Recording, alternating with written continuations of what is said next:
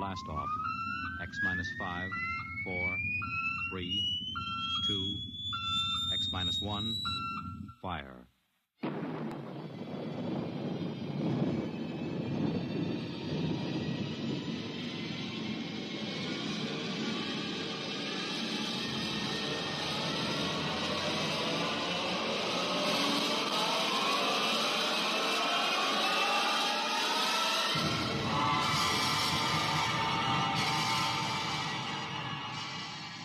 From the far horizons of the unknown come transcribed tales of new dimensions in time and space. These are stories of the future, adventures in which you'll live in 1,000,000 could-be years on 1,000 maybe worlds. The National Broadcasting Company, in cooperation with Street and Smith, publishers of astounding science fiction, presents X minus 1.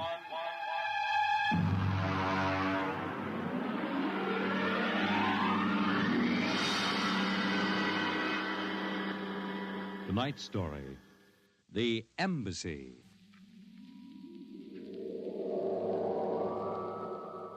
Out of the infinitude of stars and planets in the solar system and other systems in the universe, it is almost mathematically certain that other forms of life exist on other worlds. Someday, in the future, in 1,000 years, or in the next 25 minutes, daring travelers through space will make contact with the inhabitants of another world. But the question is, will we contact them first, or will they contact us? A private detective agency in downtown New York. Mr. Graffius, Mr. Broderick will see you. Well, what can I do for you? My name is Graffius of Springfield. I would like your assistance in helping me locate a Martian embassy. Would you say that again very slowly? I came to New York to locate the Martian embassy. I assume you were joking. On the contrary, I am completely serious. As it happens, I am interested only in Martians at the moment. I see. Okay, shoot. Well, it occurred to me in the course of my studies that we, Earth people, cannot possibly be the only intelligent form of life in the universe. Since Mars is older geologically, and since it is also an atmospheric planet, its evolutionary history could easily be similar to ours. Do you follow me? Well, so far, I can't say no. If this is true, then they must have been watching us, observing us for hundreds, possibly thousands of years. They also know we are a militaristic, warlike race. We might conceivably set out to conquer and occupy Mars someday. In which case, they would try to get the jump on us. Ah, precisely, Mr. Broderick. Now, if you were planning to attack an unknown nation, what would be your first move, Mr. Broderick? Well, intelligence. Find out what the odds are. Oh, you have a very logical mind, sir. You would send agents to scout the nerve centers of earthly civilization and advancement. Not Kansas City or Equatorial Africa, my dear sir, but here, in New York, the most technically advanced spot on the earth. And you want me to help you prove this theory of yours? Precisely. The expense doesn't interest me. Well, now, this may take a long, long time, Mr. Graffius. After all, nobody has ever seen a Martian. I assure you they will be very ordinary-appearing people. Mm-hmm. Very likely they live together in downtown New York. Most certainly they live in a private house with no servants to pry in their affairs. Oh, some ordinary people who live in a private house in downtown New York. I might just as well look up Martians in the classified section of the phone book. There's one other lead which might help you. What's that? They would be almost certain to subscribe to every conceivable type of newspaper, scientific journal, and foreign language publication. Now, that might be something. Okay, Mr. Graffius, it's a deal. Excellent. I shall contact you tomorrow.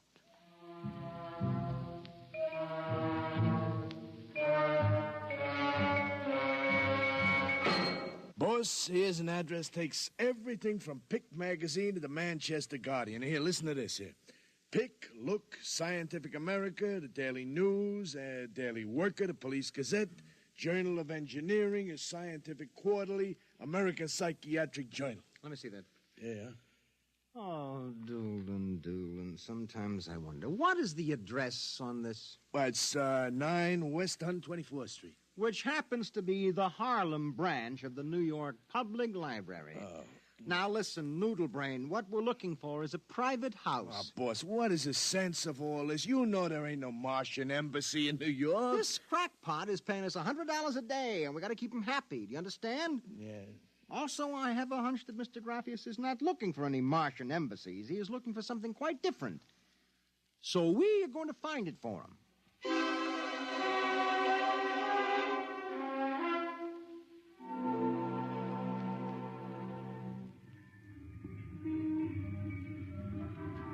Which house is it, Doolin? It's right down there, number 108. Nobody comes out, nobody goes in. I asked around. You haven't been blabbing around the neighborhood that we're looking for the Martian embassy, have you? Boss, I'm stupid, but I ain't that stupid. Who'd you talk to? I struck up what you might call a casual acquaintanceship with those two girls standing with the baby carriages up the street. That cute one is real cute. Look, Doolin, don't try to do anything intelligent, all right? Just keep walking up and down, see? Check. I'm going back to the office to meet Graffius. I'll see you later, boss.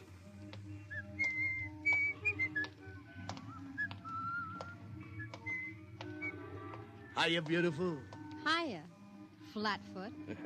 Name is Doolin, honey. Iron Man Doolin. Your line is getting rusty, Iron Man. So help me, honey. If I'm feeding you a line, may the heavens open up and strike me dead. Hey, what's that? Look out!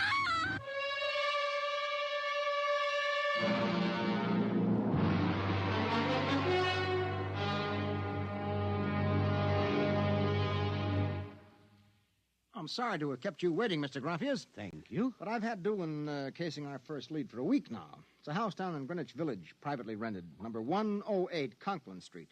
Nobody seems to know anything about who lives there, except that they subscribe to every paper and scientific journal put out. Also, there's a radio antenna on the roof. Oh, you don't suppose your Mr. Doolin will try to get inside the house? If this place is the Martian embassy... No, don't worry. Doolin can take care of himself. I'll stop with him now. Excuse me. Hello. Yeah, speaking.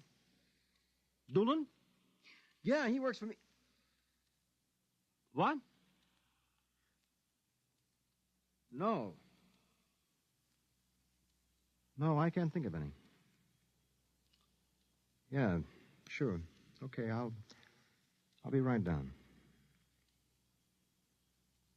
Okay, Lieutenant, yeah. Yeah, right away. Something the matter? Doolin is dead, Mr. Graffius. All right, come on, we get a cab. I have to identify the body.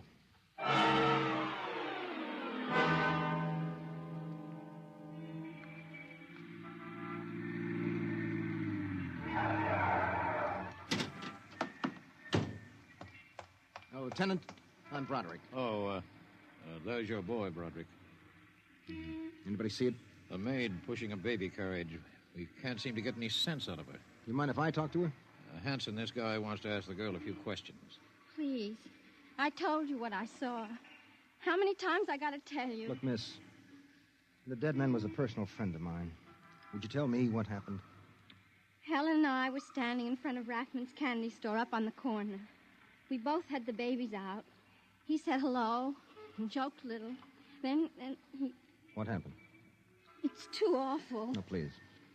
Well, first he squashed, and then the stone fell on him. Did you repeat that? They don't believe me, but Helen saw it too. Saw what? First he squashed, and then it fell on him. He was mashed flat before it even hit him. Now, look. That's the story, Broderick. Please, let me alone. Let me go home. I told you what I saw. Now let me alone. Let me alone. Did you learn anything, Mr. Broderick? I don't know. May I ask, what do you intend doing? Well, as soon as the cops clear out and this place quiets down, little Broderick is going to pay a personal call on the Martian embassy. Or whatever number 108 is.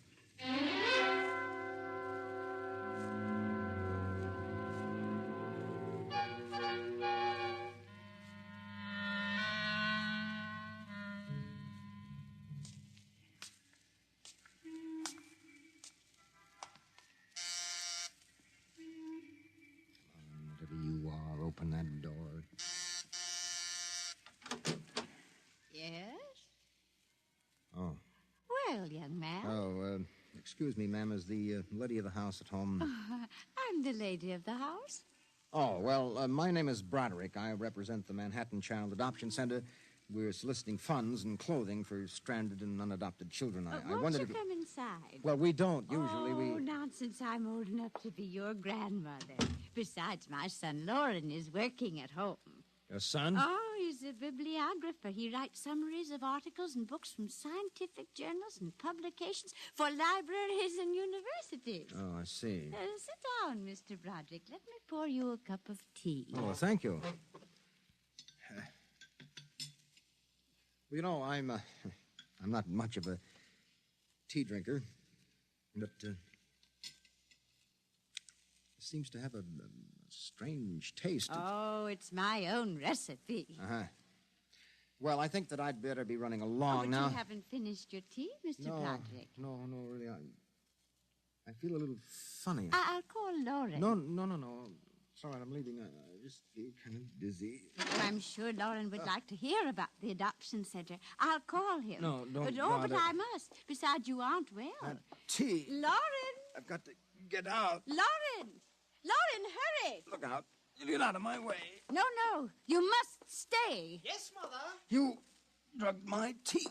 You let go of my arm. Lauren! Let go. No! Oh! I've got to get out. The front door. Open. What happened? The other one, that Broderick, he was here. I drugged his tea. He got away? He was suspicious. Fool! Idiot! Go after him. Risk another murder on our doorstep. Are you insane? But he suspects. Well, we'll have to take our chances. We'll have to think of some other way. If he goes to the authorities... Oh, they'll laugh at him. How did they find out? I don't know how. But I'm certain someone else sent them. Who? I don't know. I'm afraid to let myself think. It might be. It just might be them.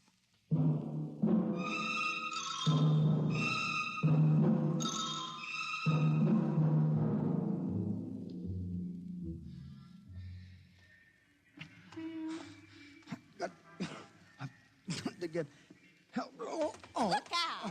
Miss, please. All right, miss, we'll take care of them. Come along, mister. I'm going to give you a break and take you back to the wife and kids. No, you can't. I'm sick. Sick, is it? What's the matter? I'm drugged. They drugged me. Who drugged you? In number 108, the Martians. Who? The Martians in 108 at Martian Embassy. Well, I've seen them with pink elephants, rabbits, and mice, but you're the first one that's got Martians. Oh, it's true, I tell you. Come along. Listen, don't take me back there. They'll kill me. I've got to make you understand. Here, I'll help you up the steps. Look, listen, my name is Broderick. I'm a private dick. We'll find out about this. No. Here, don't try any tricks. Officer, listen, please. I'll give you anything, $1,000, but please, listen. For God's sake, listen. Yes, officer? Why, Broderick. You know this lush, Granny? Oh, why, that's my son, Broderick. No, she's Martian. He's in pretty bad shape. You better get him to bed. Oh, dear, and he was doing so well at the Alcoholic Society. He must have gotten off again. Looks like he's ready to pass out. Lauren! What is it, Mother? Oh, Brod. Your brother Broderick has been drinking again. No, officer, please. Look out. He's passed out. Oh, I'll take care of him, officer. We've handled this sort of thing before. Can you manage okay? We'll be fine.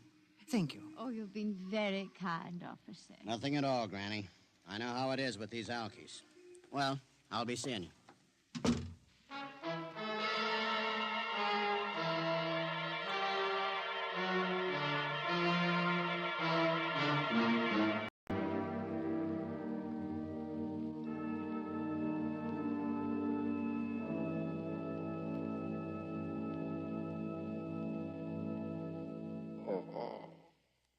Martian Embassy. Martian. Oh, my head. Our Mr. Broderick is regaining consciousness, Mother. What? What happened? I can't get up. Oh. Do not struggle, Mr. Broderick. It will be impossible for you to rise from that chair.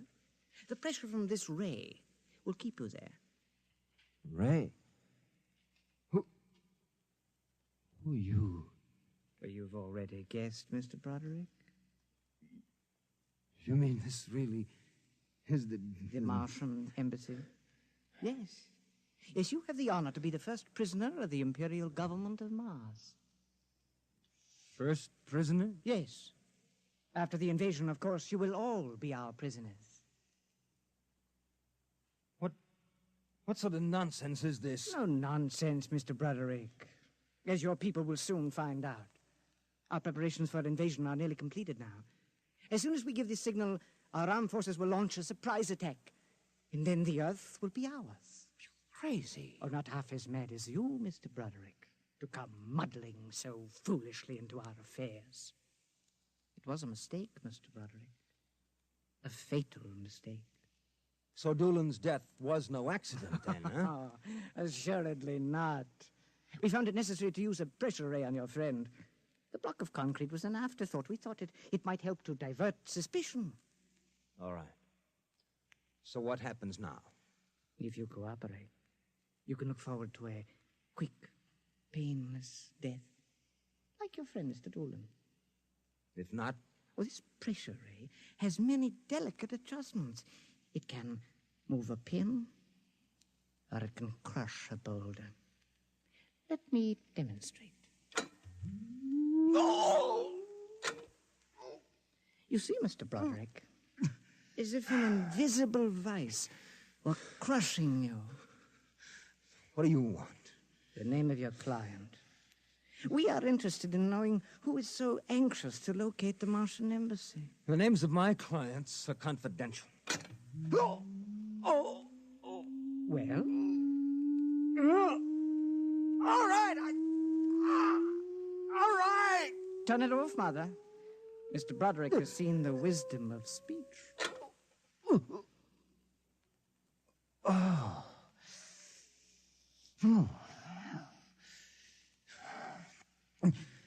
His name is Graphius. Graphius? Yes. An unusual name for an Earthman. Describe him. Well, I don't think I really can. Describe him. Oh.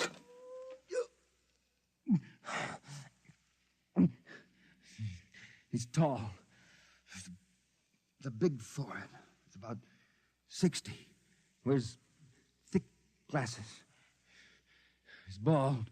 Lauren, it sounds like one of them. Yes. Yes, it does. Contact the planet. Tell them we suspect that our plans are known. Ask for an acceleration of the invasion day. At once. What about me? Oh, I am sorry, Mr. Broderick. But I'm afraid you know too much now. In exactly 5 seconds, you will feel the full impact of the ray which faces you. I would suggest that you relax and meet your fate calmly. Oh, no, wait a minute. You will feel no pain, just a wall of force crushing you. Yes, but listen. 5. But you can't do this. 4. It isn't human. Yes, I know we're not human. 3. Yes, but do you understand? 2. No. 1. Mother in heaven. Now. No. Lauren! It didn't work. Something has happened. The magnetic field is dead. Stand back from the pressure ray, please. It will not function anyway. I have decontrolled your field. Lauren! Lauren, it's one of them. They found us. Did you think we wouldn't? You are free to move now, Mr. Broderick. Look, I don't know how you got in here, Graphius, but stick around. These babies are really Martians, just like you said. They're planning to invade the Earth and take over. There will be no invasion. All right, you keep these characters covered. I'll get the police. There will be no need for the police. I intend to handle them myself. But, Graphius, the police will want Do not call the police. I don't get it. You fool of an Earthling. Don't you realize with whom you are dealing? The invasion of Earth by Mars will be like child's play compared with what... Lauren! Oh! Holy mackerel. They just flattened out. Yeah? Like your friend, Mr. Doolin.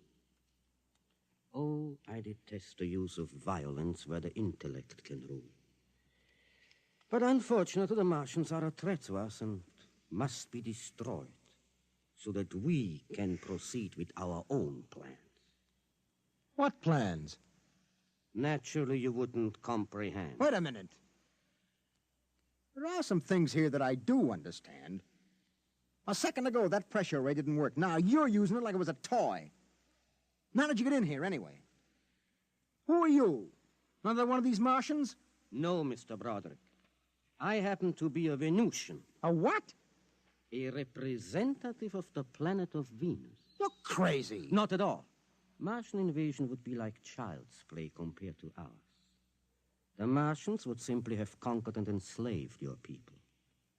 We Venusians intend to exterminate you completely. And I suppose that you were going to start by knocking me off now, On the contrary, you are free to leave any time you please. Leave? Yes? Are you kidding? I know your plans, the invasion. I could go... Tell the police? Go ahead. Huh? Why don't you try it, Broderick? Because the minute I turn my back, you're going to let me have it. Suppose you try it and see. I have no interest in stopping you. Go ahead. Run to the police. Tell them anything you like. All right, Buster, you asked for this.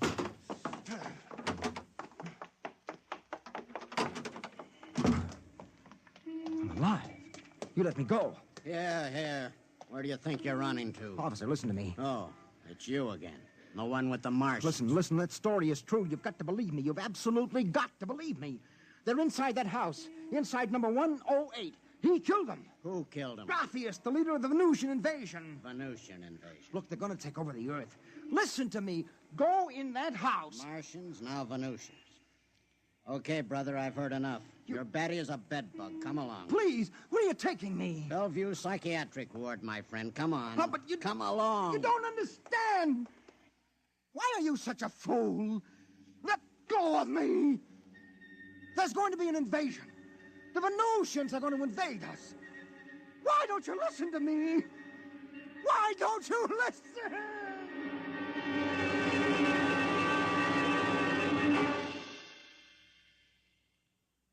You have just heard X-1, presented by the National Broadcasting Company in cooperation with Street and Smith, publishers of astounding science fiction. Tonight, by transcription, X-1 has brought you The Embassy by Donald A. Wollheim, adapted for radio by George Lefferts. Featured in the cast were John Larkin, Theo Getz, Bill Zuckert, Audrey Blum, Virginia Payne, Clark Gordon, Jack Orison, and Reese Taylor. Your announcer, Fred Collins. X-1 was directed by Dan Sutter and is an NBC Radio Network production.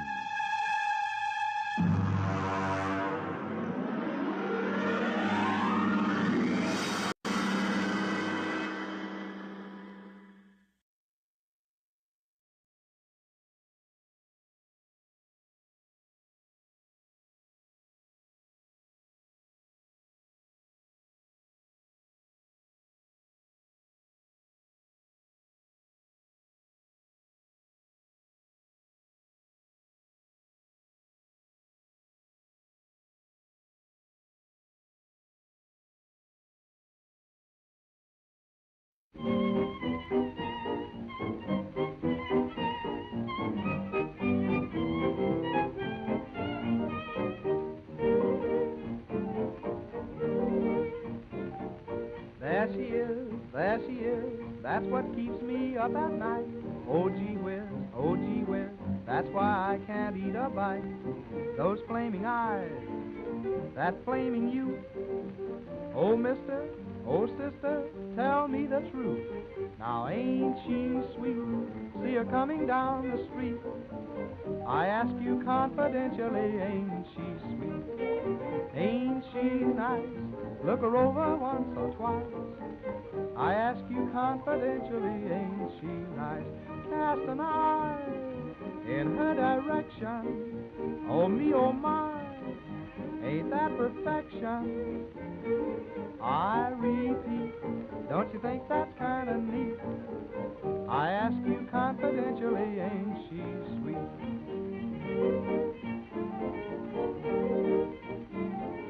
Tell me where, have you seen one just like that?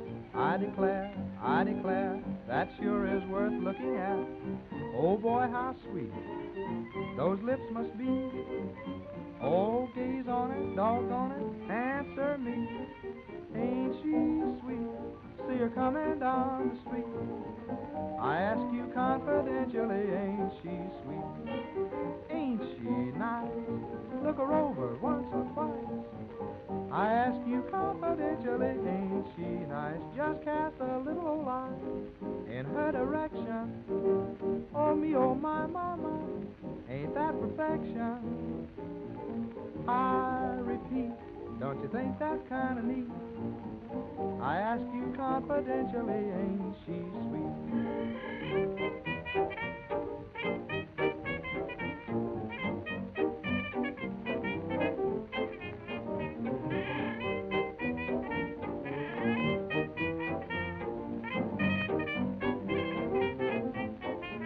Just cast an eye, why, in her direction. Oh me, oh my, ain't that perfection? I repeat, don't you think that's kind of neat? I ask you confidentially, ain't she sweet?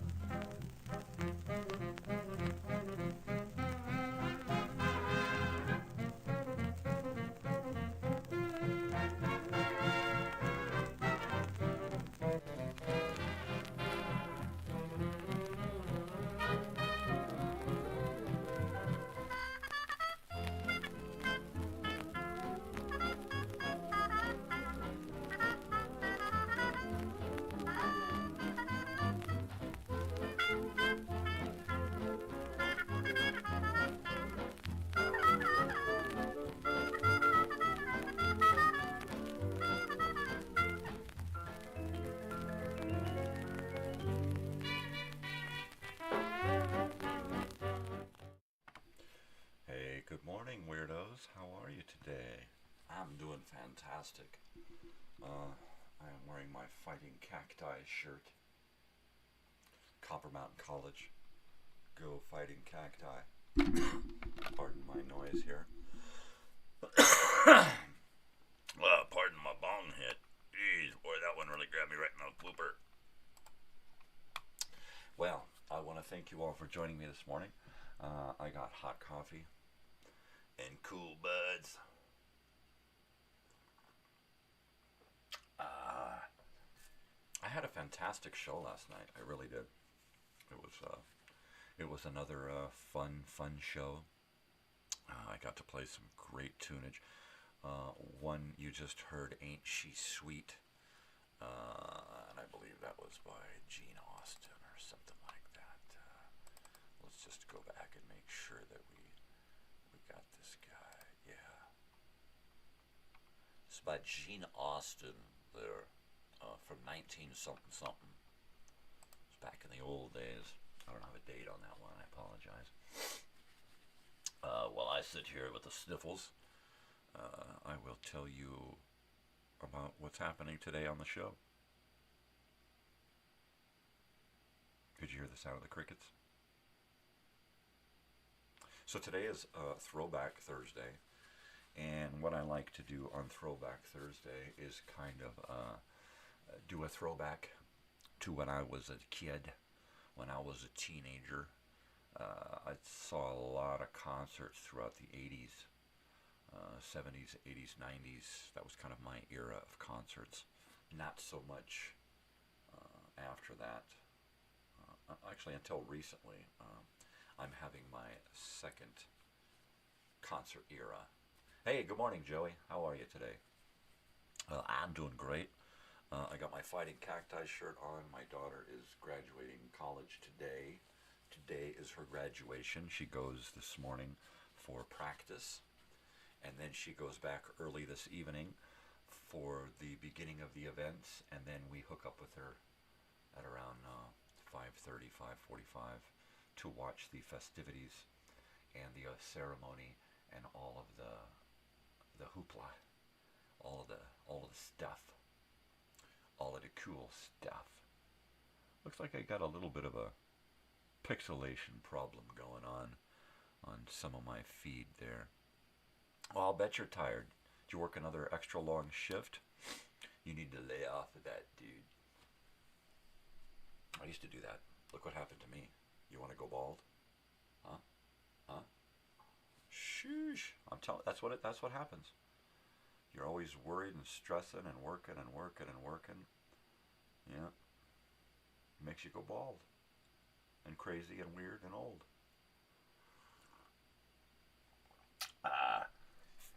So I gave that shit up. I stopped working my ass off. Now I'm semi-retired. Partially disabled is the reason. And quite mental, actually. Quite mental. Let's see, I believe I had a few things to talk about this morning. Friday, tomorrow, we're going to look at some Elsinore Valley yearbooks from some of the schools, the junior high and the high school there in Elsinore Valley. So tomorrow we're going to look at yearbooks.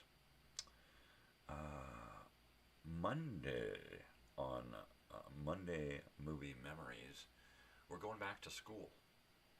We're going back to school, people. You know when you get to school Monday morning and the teacher's like, man, all right, everybody shut up, turn off the lights, we're going to watch a movie, I'm hungover. Nobody talk. Bobby, get the lights. Dickie, get the windows. Frank, get the projector.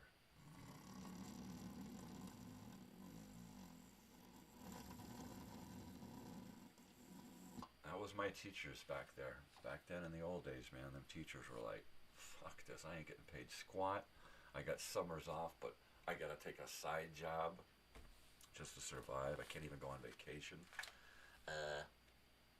So yeah, so Monday we're going to be watching some school movies, some student education films from the 70s.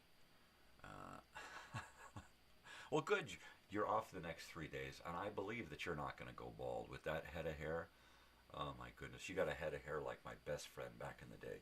He just had massive amounts. Of course, it's short now, but now it's bushy.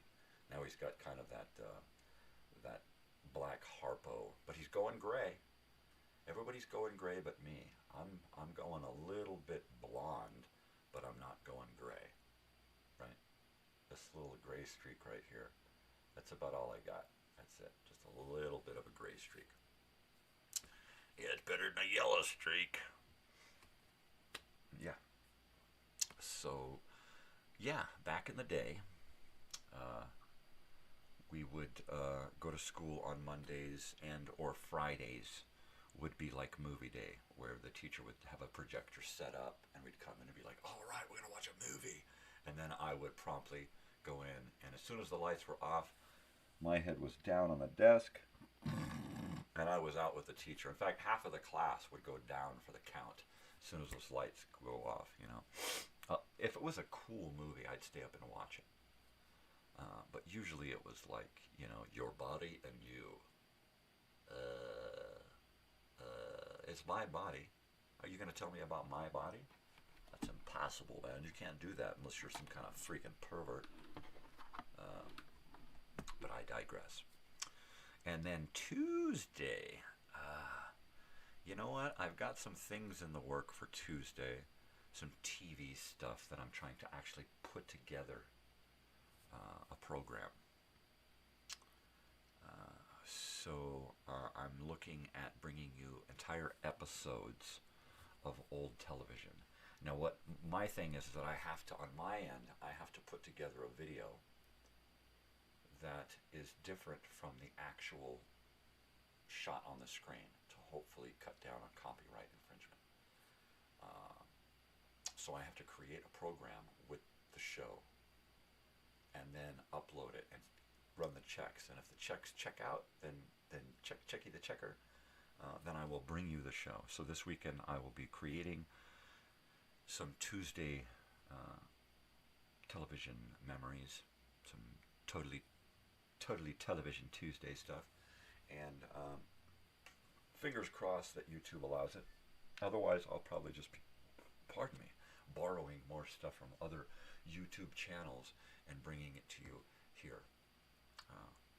And that's about the easiest thing that I can do with a lot of this content, is just kind of scour YouTube for stuff that's to my liking, and then bring it to you, and then share it with you, and then ask that you go to them and like and subscribe their stuff if it so turns you on.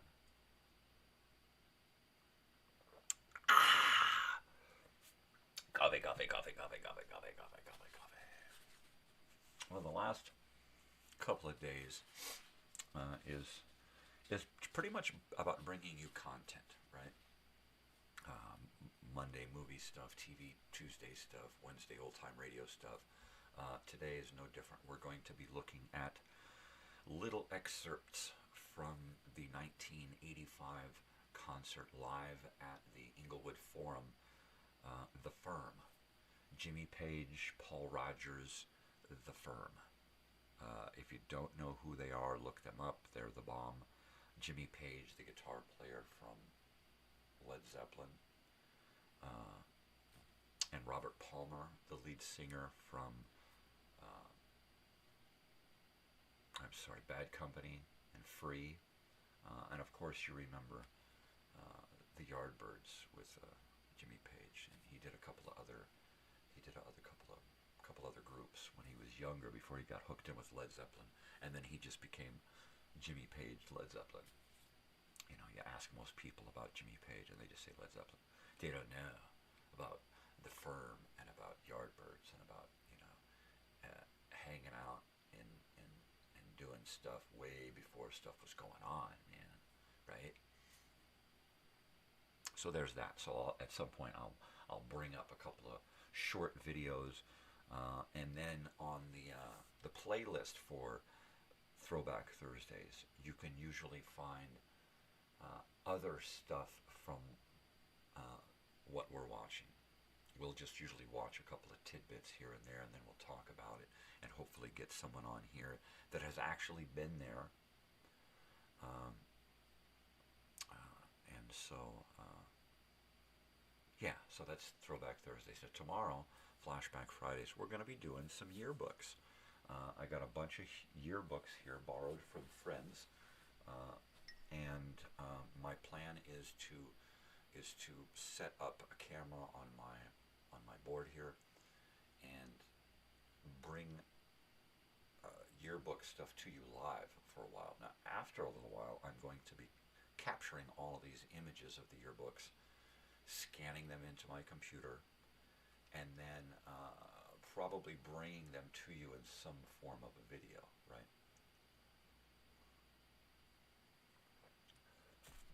So a family photo album, that will consist of not only the upcoming episode that's to be aired tomorrow, slides from Vietnam, 1967, also have these other photographic tributes, if you will, uploaded to that same family photo album playlist. And I think the next video for the family photo album is going to be a yearbook. We'll pick a book from a year, and we'll capture as many images from that book as possible, and then bring them to you in some kind of video retrospective. In fact, what I might do is try to contact, and if you're watching Thieves Like Us, the 1980s cover band, I'd like to borrow some of your music for my 1980s yearbook retrospective. So I'll be hitting you up in the future, and then maybe you can send me some of your videos with music, and then that way I can tie in your actual faces and music and actual playing into the yearbook video retrospective. And I'm just spitballing here, but this is the way I see it. And then at some point, looking down at the yearbook and the little photographs that are in the yearbook of things that happened at school, I could just pop Thieves Like Us into one of those photographs in old black and white and let them play while we're looking at, and then go to the next page, and boom, there they are in another photo. So that sounds like fun, right? Pick a nice long song, and then squeeze as many photographs of yearbook pages into that as possible. I keep looking down at this comment that Joey left. I won't go bald. Maybe if I had been that positive when I was younger, I might still have some hair. I actually thought about getting a wig, a long blonde hair wig in my shade for a costume party. My friend got married back in 2013, and it was a costume wedding. And had I the money to afford a 1980s costume, I was going to go as myself back in 1980s, right? So I was going to get some parachute pants and a couple of shirts, one of them ripped up. We used to rip our shirts in strips and then tie them in knots, and they would look like these Indian, Native American bone breastplates, right? So they were really, really cool and hip. It was like the Motley Crue era. So I was going to get all dressed up with some high-top Nikes, parachute pants, and a ripped-up shirt, and a big wig, right? And you know what? That sounds like it might be fun to actually do a young version of me at some point, whether for a costume party or a video or, I don't know, some kind of entertainment, because that's what it's all about. Morning show, people blogging, that's what you want to call it. Nighttime show, entertainment. Sunday show, entertainment. And the Sunday show, that's just a neat little vehicle for me to present all of my videos in one big one. Boom. Here's all of my videos. Let's check them out together in one big block. And then I've already released 2 of those videos out buying records and stuff. And yesterday I released photos from my wife's phone. And that was pretty cool. I like that. She takes a great picture. I'm going to turn my stuff up here a little bit so I can sit back. She takes a great picture. Even if it's just something trivial, she still has a way of capturing it in a way that's kind of pleasing to the eye, right? Now, I did kind of a random thing. Oh, that's nice. Ooh, that's cool. Oh, that's funny. Oh, that's different, and this next photos from my wife's phone should be a little bit more in depth, because she really, really takes a mean photograph. And this first episode, I took one file from one download from her phone and just searched through it and chose like 46 photographs, right? and then chose some YouTube music. Thank you, YouTube. That fit it appropriately, and I'll probably use the same. I might just use the same music for that season, right? I like to. I'm an old school TV guy, right? So I like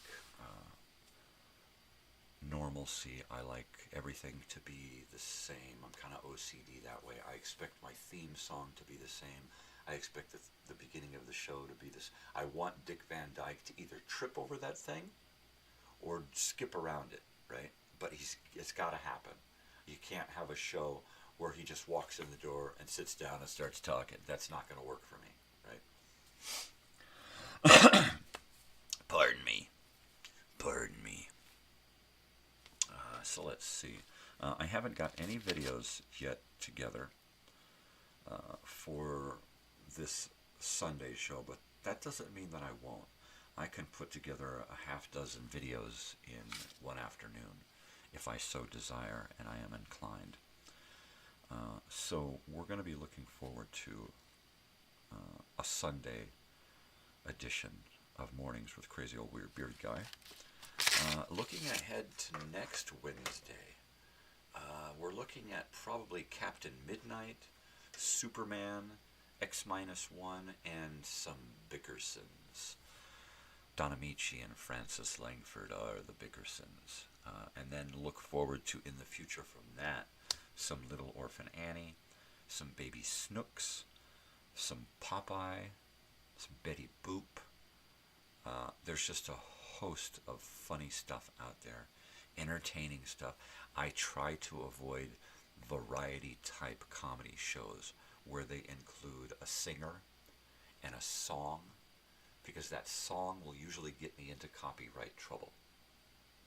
So we won't be hearing Jack Benny, all right, because that little kid, what's his face, he's always singing, right? We won't be listening to any of the, like, Duffy's Tavern, one of my favorite shows, Duffy's Tavern, where the elite meet to eat. We won't be listening to that because they always have a crooner on the show, somebody blasting out, oh! And that's going to get us in trouble. So we're going to avoid them as well. We're just going to stick with stuff that brings us original entertainment, like I'm trying to do, right? So it'll be shows without some kind of cover song.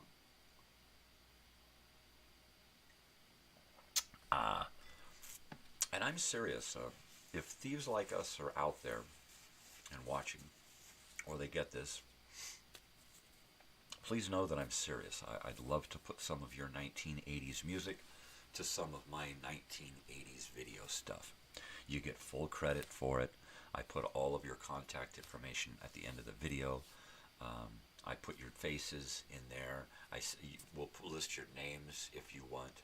I'll put your street address if you want, and your phone number. I mean, come on. I'll put you on the Montgomery Ward mailing catalog list.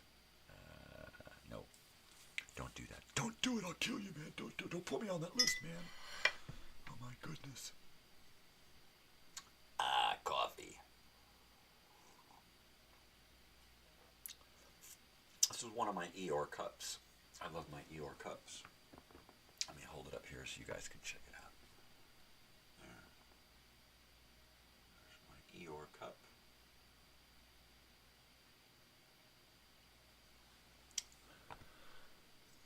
Part of my coffee mug collection.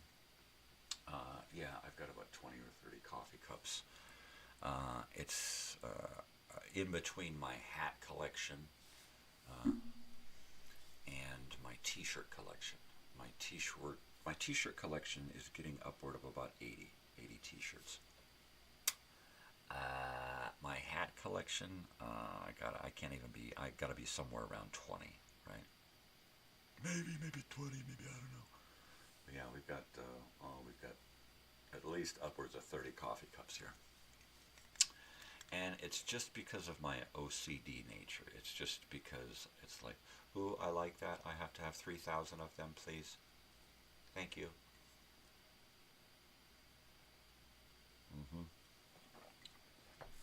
This is why I wound up with so many 8-track cartridges.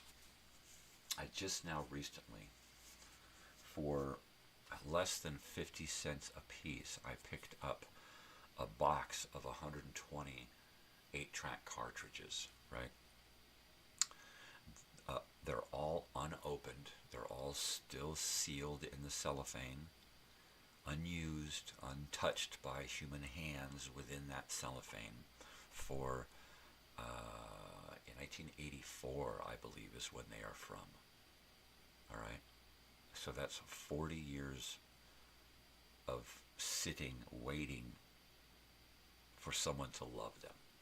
And I saw them on Marketplace, and it was like, what, are you kidding me? That low of a price for that big box, right? It's like, oh, that was a no-brainer for me. I fucking sent the guy a message and said, yeah, I want those. You want them? He says, I'll meet you right here, man. I drove down the street, brought home a big box, brought them home, stacked them all up. There are,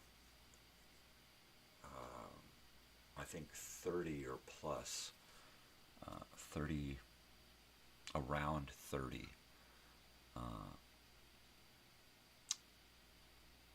of one particular cartridge. It is a, what is his name? Little Richard. All right, is a brand new 1984 Little Richard 8-track. Soul, something soul. I'll have to dig it out. So I have these, like a whole box of like 30 unopened in the cellophane. There's one that's open, which is cool because I can check it out. Change the pad, change the whatchamacallit, splice, the metal splice on it, which is the thing that changes from track to track. But I finally got to the point to where I feel like, you know what? I'm going to take that off. I finally feel like I need to start sharing these things with the rest of the world. I need to start selling off some of this surplus of hundreds and hundreds and hundreds of 8-track cartridges, because I don't have the time to sit and listen to 8-tracks. I'd love to get an 8-track player put in my van, and I'd love to have some boxes of 8-tracks that I can say, okay, I'm going to take this box with me and switch out a couple of tapes, and I'm going to go put it in the van. I'm going to go for a cruise and listen to some 8-tracks. Now that's cool. I can do that. But, I mean, I literally have a shelf 2 foot by 4 foot, all right, stacked up about 1.5 feet high, of nothing but 8-tracks. And that's not all. That's like hundreds out there on that shelf alone, hundreds and hundreds. And then I've got a drawer in here filled with hundreds. I've got hundreds above me here in cases, and then I just brought home another box, and then I've got random 8-tracks in stacks sitting in various places throughout my home and my storage. So I'm actually thinking about picking specific days on the calendar where I know there's going to be a cajillion people in town because it's a tourist town, and go set up a canopy for one day during this weekend. Not this weekend, but during a weekend. Set up a canopy, set up a couple of tables, and set up boxes and boxes of 8-tracks, right? And I'll set up boxes that have 8-tracks that are refurbished, as they say. They've been opened up, they've been checked, cleaned, lubricated, the pad has been replaced, or the pads on the little metal arms have been replaced, the splice has been replaced, the wheels have been checked, the rubber tires have been cleaned or replaced. And then this tape is good for another 20 or 30 years, right? Provided the magnetic tape is still viable, right? So, and also one thing that I can do is I can repair and refurbish tapes right there on the spot, right? You open up the cartridge, you set it out, you find the splice, you take that splice, you remove the foil, you put new foil on, you replace the pad, you check the tension, you clean it, you lube it, you snap it back together, take a magic eraser and clean it off really good and say, here you go. That'll be, 15 or 20 bucks depending on the tape, maybe even more. If people want to buy, let's say, a new unopened one, take it home knowing that if you do open it, the splice is going to be bad, the pad's going to be bad, it's going to need to be lubricated. The tension will probably be okay because it hasn't been played since the factory, right? But if you want to have it refurbished before you leave, then what you can do is you can pay for it. I'll drop it in this envelope. It'll go home with me. I can refurbish it and then mail it to you. Or you can wait and I can refurbish it here. It takes about 20 minutes, right? And it'll cost you an extra few dollars to have it refurbished, depending on the tape. This is a complicated tape to refurbish. I'm going to have to take it home with me. Bada bing, bang, boom.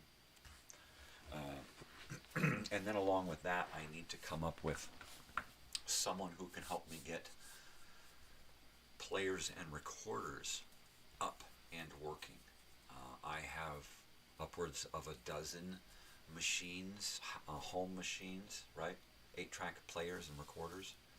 I have the all-in-one units where you've got a turntable, AM/FM stereo, a cassette player, and an 8-track player, right?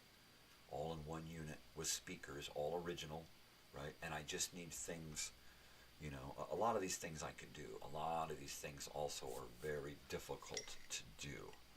I'm going to warm up my coffee, so the next sound you hear will be my coffee warming up. Lava lamp can, lava lamp can.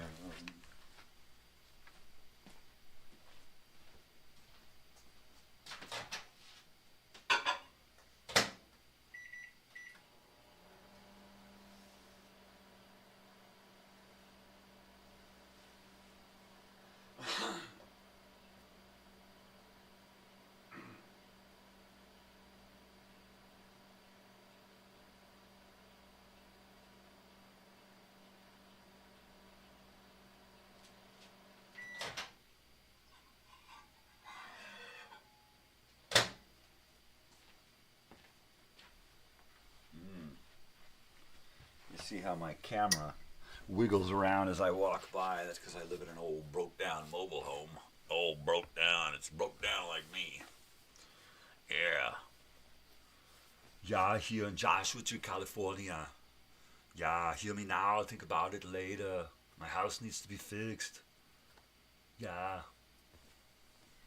Dude, that's so awesome, man. You're like gonna fall into a sinkhole. I am a sinkhole. I dated her. Shut up.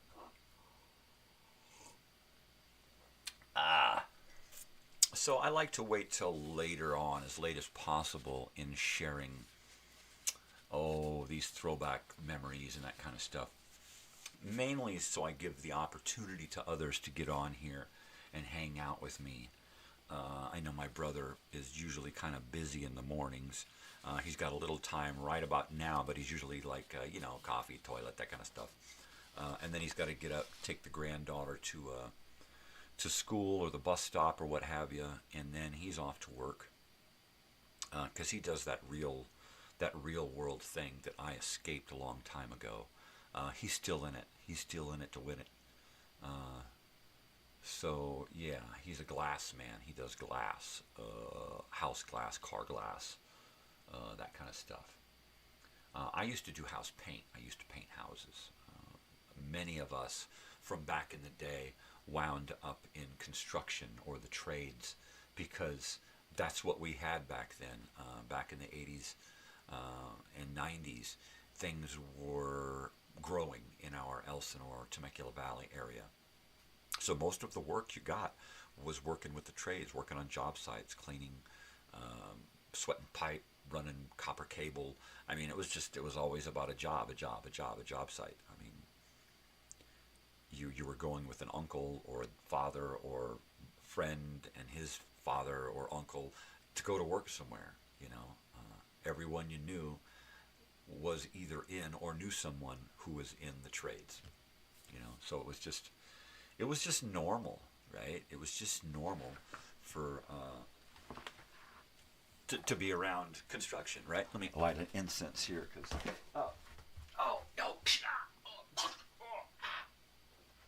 because I'm feeling like I want to get a little bit of get a little buzz on, get a little hippie going here.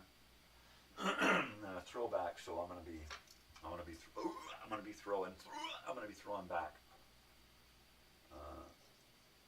So don't nobody go nowhere. Oh man, that lava lamp is really looking good this morning.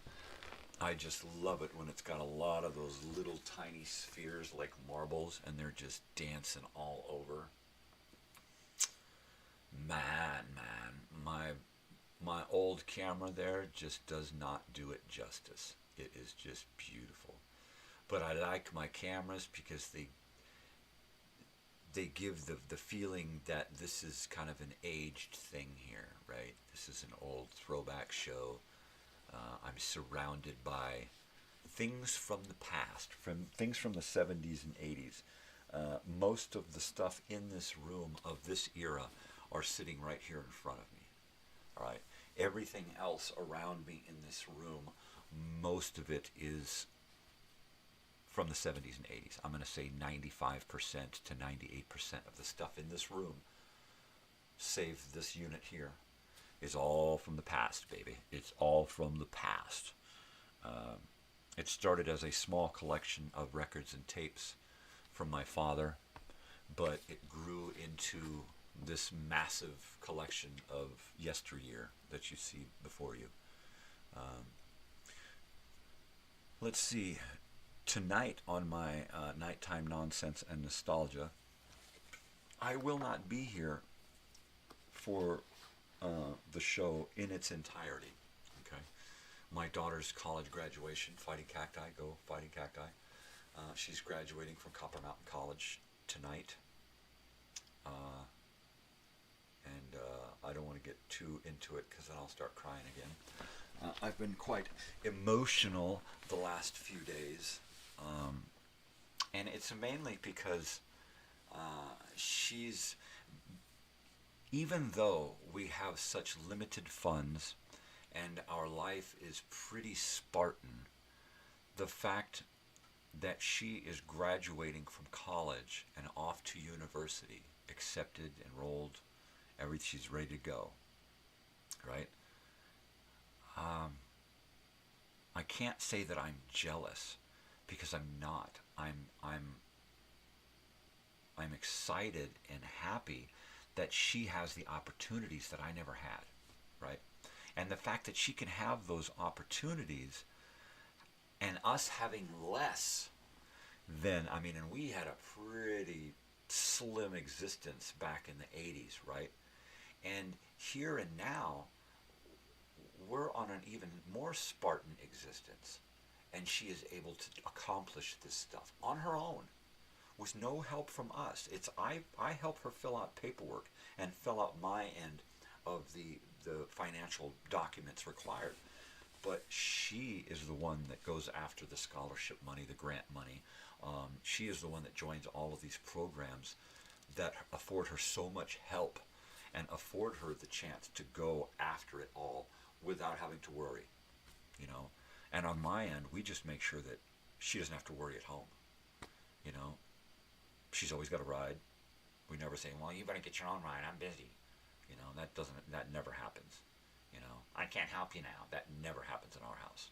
You better be out by the time you're 18. No, it's never going to happen in our house. And I can't fathom why anyone would have, the gall to raise children and then boot them out at 18. If you don't want them in your home, that says something about how you raised them. If you can't stand the sight of your kids when they're teenagers, there's something wrong with you and the way that you have raised your kids. I'm sorry, but that's the truth, And once again, I'm not sorry. It's your fault. It's not my fucking fault. If you're going to raise kids that you don't want around, that seems like a personal issue to me. That seems like something you need to do some internal retrospective, right?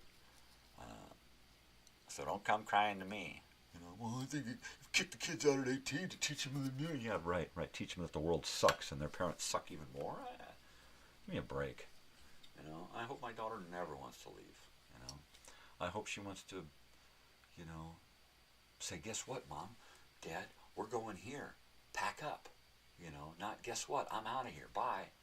You know, if my daughter says, you know what, I've got these great opportunities to go here and live here and do this, would you guys want to go with me so we can keep the family together? I'm all over it. I mean, at this point in my life is all about her and making sure that she has whatever she needs. My life's over. You know, I've had my opportunities to do all of the things, you know, that I was supposed to do.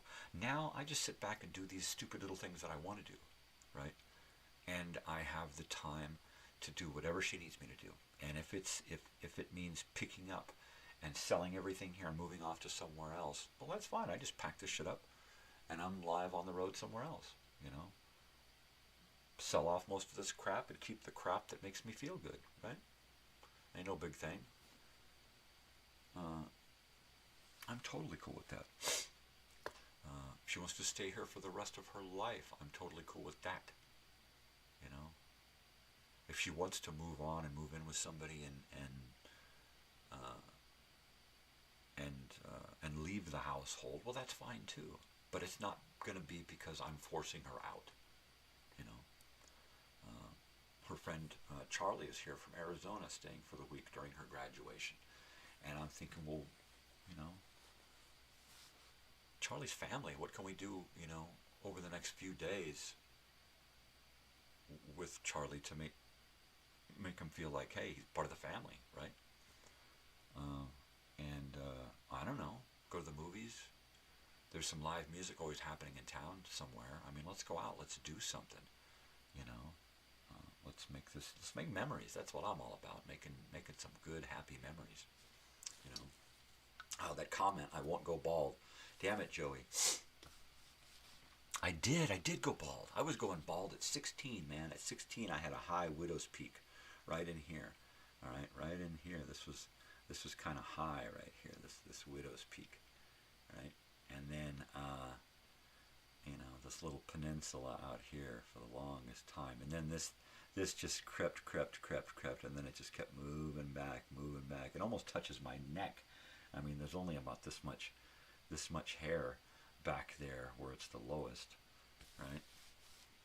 I remember being at the Renaissance Fair in 1991 and walking around with no hat on, with my long hair, right, and my high widow's peak, and some guy standing on a bridge over the top as I walked by, and he mentioned something, you know, in Old English, but he mentioned something to the effect that, man, the top of your head's going really, really red. You should put on a hat or you're going to be peeling up there. And I was like, what?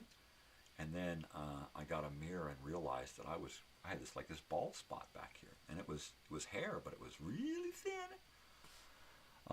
And I was all of 23 years old at the time.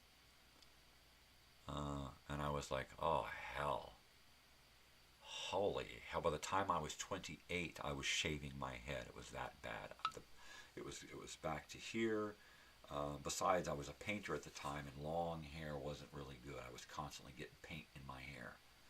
So I just shaved it. I kept this big patch right in the back where it was the thickest. And I kept my long hair. I kept a long chunk of hair that was about 1.5 feet long in the back here. And I went and had my head shaved, everything shaved except for this patch here.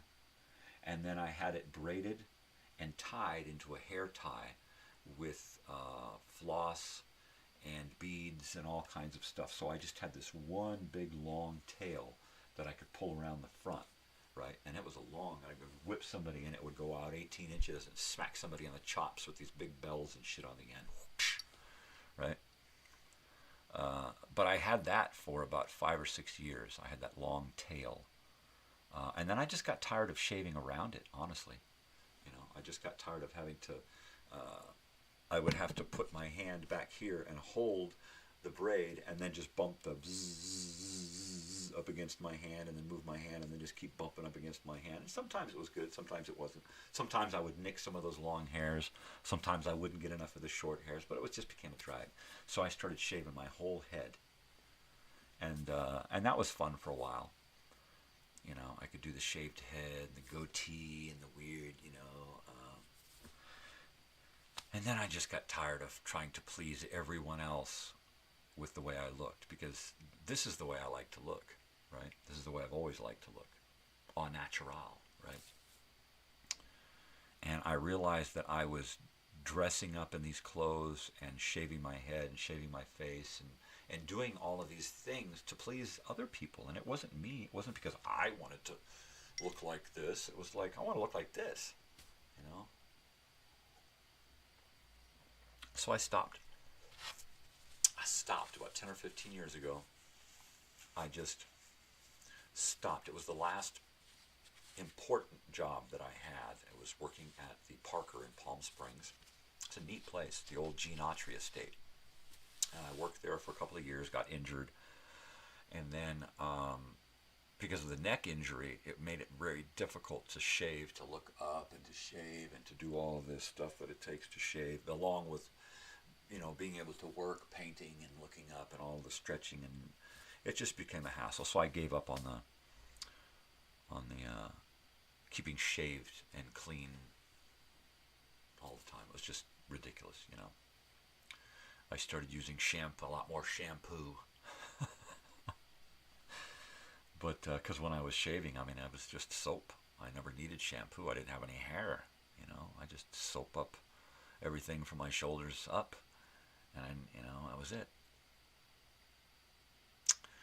But yeah, after that injury, that pretty much soured me on the whole shaving for a living, because that's what it was. I wasn't working for a living. I was shaving for a living. You know, my life was, you know, personal hygiene to make somebody else feel better about the way I looked. Give me a fucking break.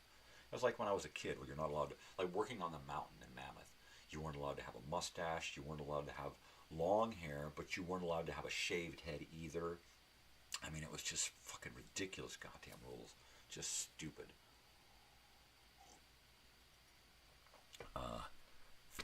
And I got sick of that shit too. And I got sick of going to jobs that required you to look a certain way for them, to please customers. Like, you know what? If you can't handle me the way that I am, I ain't gonna fucking work here. What's the point? You know? What's the fucking point? If I can't enjoy my work or enjoy where I'm being, why would I be there? And then it was like, oh, I started working for myself. After I got injured, I tried to rehabilitate. I went to school for 2.5 years to rehabilitate myself physically. Then I went back out into the job force, out into the workforce, tried a couple of jobs, did one of them for about, 8 or 10 months before they just would not kick down with more money, you know, and worked at a few other jobs. But it was all about following rules, following orders, fitting in, doing what you're told. I was like, you know what? I've had it up to here with that kind of shit.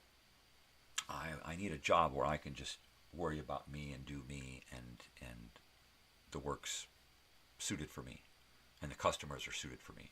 So I gathered up what tools I had, and I started answering handyman calls. And I got one handyman job that was so good that I was able to go out and buy a 10-pack of DeWalt tools, right? Which got me another great job, which afforded me more tools, so that by within a couple of years of doing this handyman stuff, I had my own business card, my own van, and a whole van loaded with tools, and a phone book full of customers that were constantly calling me, hey, can you come by this week? Please come by. And that was great for a while, until the customer clientele base became more about the people wanting deals. Hey, do me a good deal. It's like, dude, I'm already doing the best deal out here in the fucking area, and you want a better deal? Nah, go get the guy for $65 an hour. You know, if you can't handle me at $25 an hour with a 2-hour minimum, go get the $65 an hour guy and deal with him. You know, because he'll put up with the bullshit. I won't. Not at $25 an hour, right? So, Bong Hit.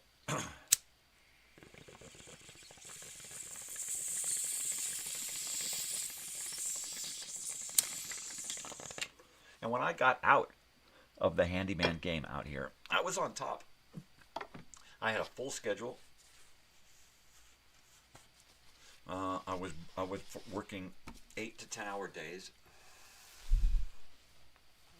I was doing jobs that only I wanted to do. I was working for people that only I wanted to work for, right?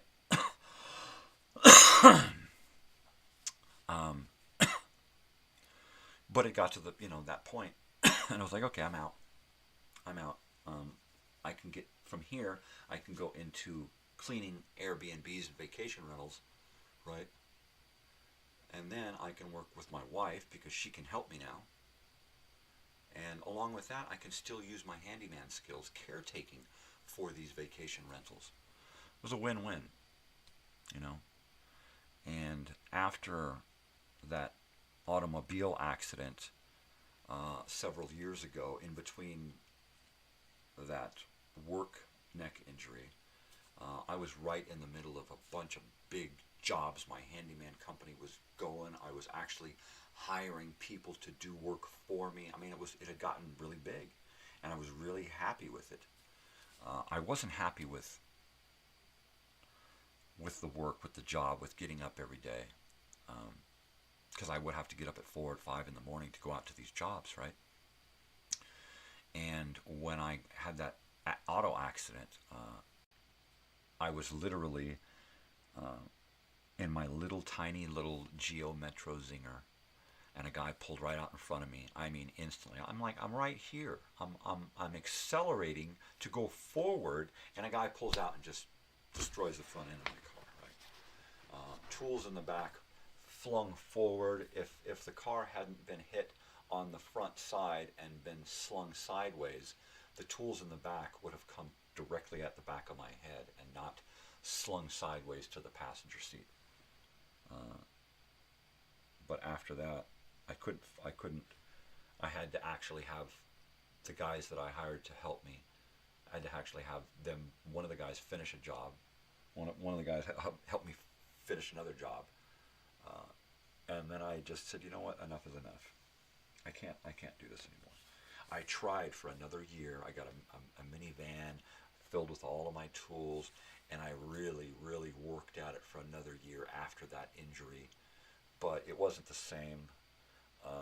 I had really, really lost interest in it because of the amount of pain that I was in every day in order to complete these jobs. It wasn't worth it. And then on top of that, the mental and emotional stress of having to deal with these clients that were just so self-absorbed and greedy, right? It's like, you want me to do a good job, but you want me to cut the rate, and then you want me to use inferior materials, and then do it half-assed to fit your schedule. It's like, and then you want me to guarantee it on top of that? I don't think so. I'd rather clean toilets, honestly, and that's what I decided to do. I moved right away from handyman shit and got into scrubbing toilets. My wife says, okay, well, what do you want to do? You want to make beds? You want to do floors? You want to do kitchens? You want to do bathrooms? What do you want to do? And I said, okay, well, the lowliest job here would be to scrub toilets, right? So I don't want to work in a place every day where my wife is doing the lowliest job, right? So I manned up and said, no, I'll do the toilets and the bathrooms, and I'll do the kitchens. We'll work on the floors together, and you can do the bedrooms and make the beds. I mean, pretty much worry about the beds and the laundry. If I get to a place first, I'll strip beds and start laundry, and then go into my bathrooms and start my bathrooms. And then by the time you show up, you can just make some beds, help me with the floors, and we're gone. Or vice versa. You show up early, start laundry, do beds. I'll show up late, do my bathrooms, kitchen, we'll do floors together and get the hell out. So it works out really, really well. The pay as well, because we work quick so we can stack in a bunch of houses in one day. So that right there, you know, I don't usually have to even get started working until 10 or 11 in the morning, right? So being an insomniac and not really being able to get to sleep early at all at any time, and then not being able to stay asleep for long, being able to have the option of sleeping in on occasion till 9 or 10, you know, geez, what a dream come true. So that's, you know, that's a pretty awesome thing there. And then, you know, the work. The work is just, it's so run-of-the-mill, right? It's just so repetition, that makes it easy, really easy to do. You know, so I can't speak good enough about the work that we do, why we have the work. The people that we work for are phenomenal, you know, and I get to do handyman work too. So that's pretty cool. I'm still swimming around in my head over the whole graduation thing and my daughter and that stuff happening. I can't believe I've been on for almost an hour now and I've just been rambling. But, I mean, that's what this show is for, so that I can get on and you know, talk about the past, present, and future. If you want entertainment, you come back at 5 o'clock tonight because I've got a 6-hour block of stuff that I put together. It's an old song and an old-time radio show, and then an old song and then an old-time radio show. And I did that for 6 hours because I won't be here.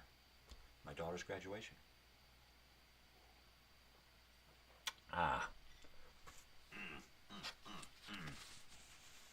But, yeah, after I got away from the handyman work and I got into the vacation rental cleaning business, which is not a business, we just have people that we clean for. They get paid for the cleaning and they give us the money. I mean, that's pretty much it.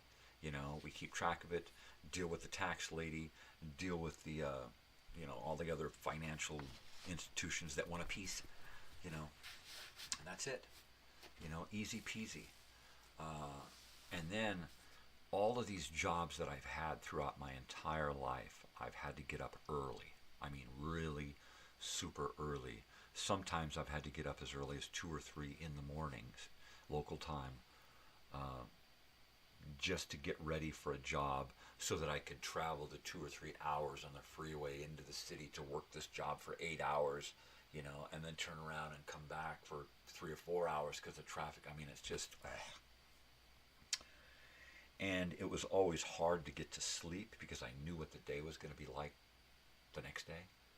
And it was hard to wake up because I was always exhausted. You know, being an insomniac, I get 5 or 6 hours sleep Sunday night. Monday night, I'm getting 4 or 5, maybe 6. By Friday night, everything shrunk down, so I'm maybe getting an hour or 2 sleep by Thursday night for Friday's work, right? So come Friday morning, I'm just dead to the world. I don't want to get up. I don't want to go to work. I don't want to do anything. I just want to try to get some good, solid sleep, right? And I can't, you know. And I don't want to wake up. And waking up is horrible, you know. I don't need an alarm because I wake up automatically, but it's horrible, you know. And when I started doing this morning show, I'm like, 5 a.m., that means I have to get up an hour before, or at least somewhere near that, in order to be ready to be here, right, at 5 a.m. and get on. And before it was just, you know, go on live and a webcam, and it was pretty basic, pretty simple, right? So it was pretty easy just to get on, get up at 4:20, go on live by 5 a.m. with a cup of coffee. Hey, what's going on? And then it got complicated. But one thing that has always been constant from the start of this morning thing is that waking up at 4:20 a.m.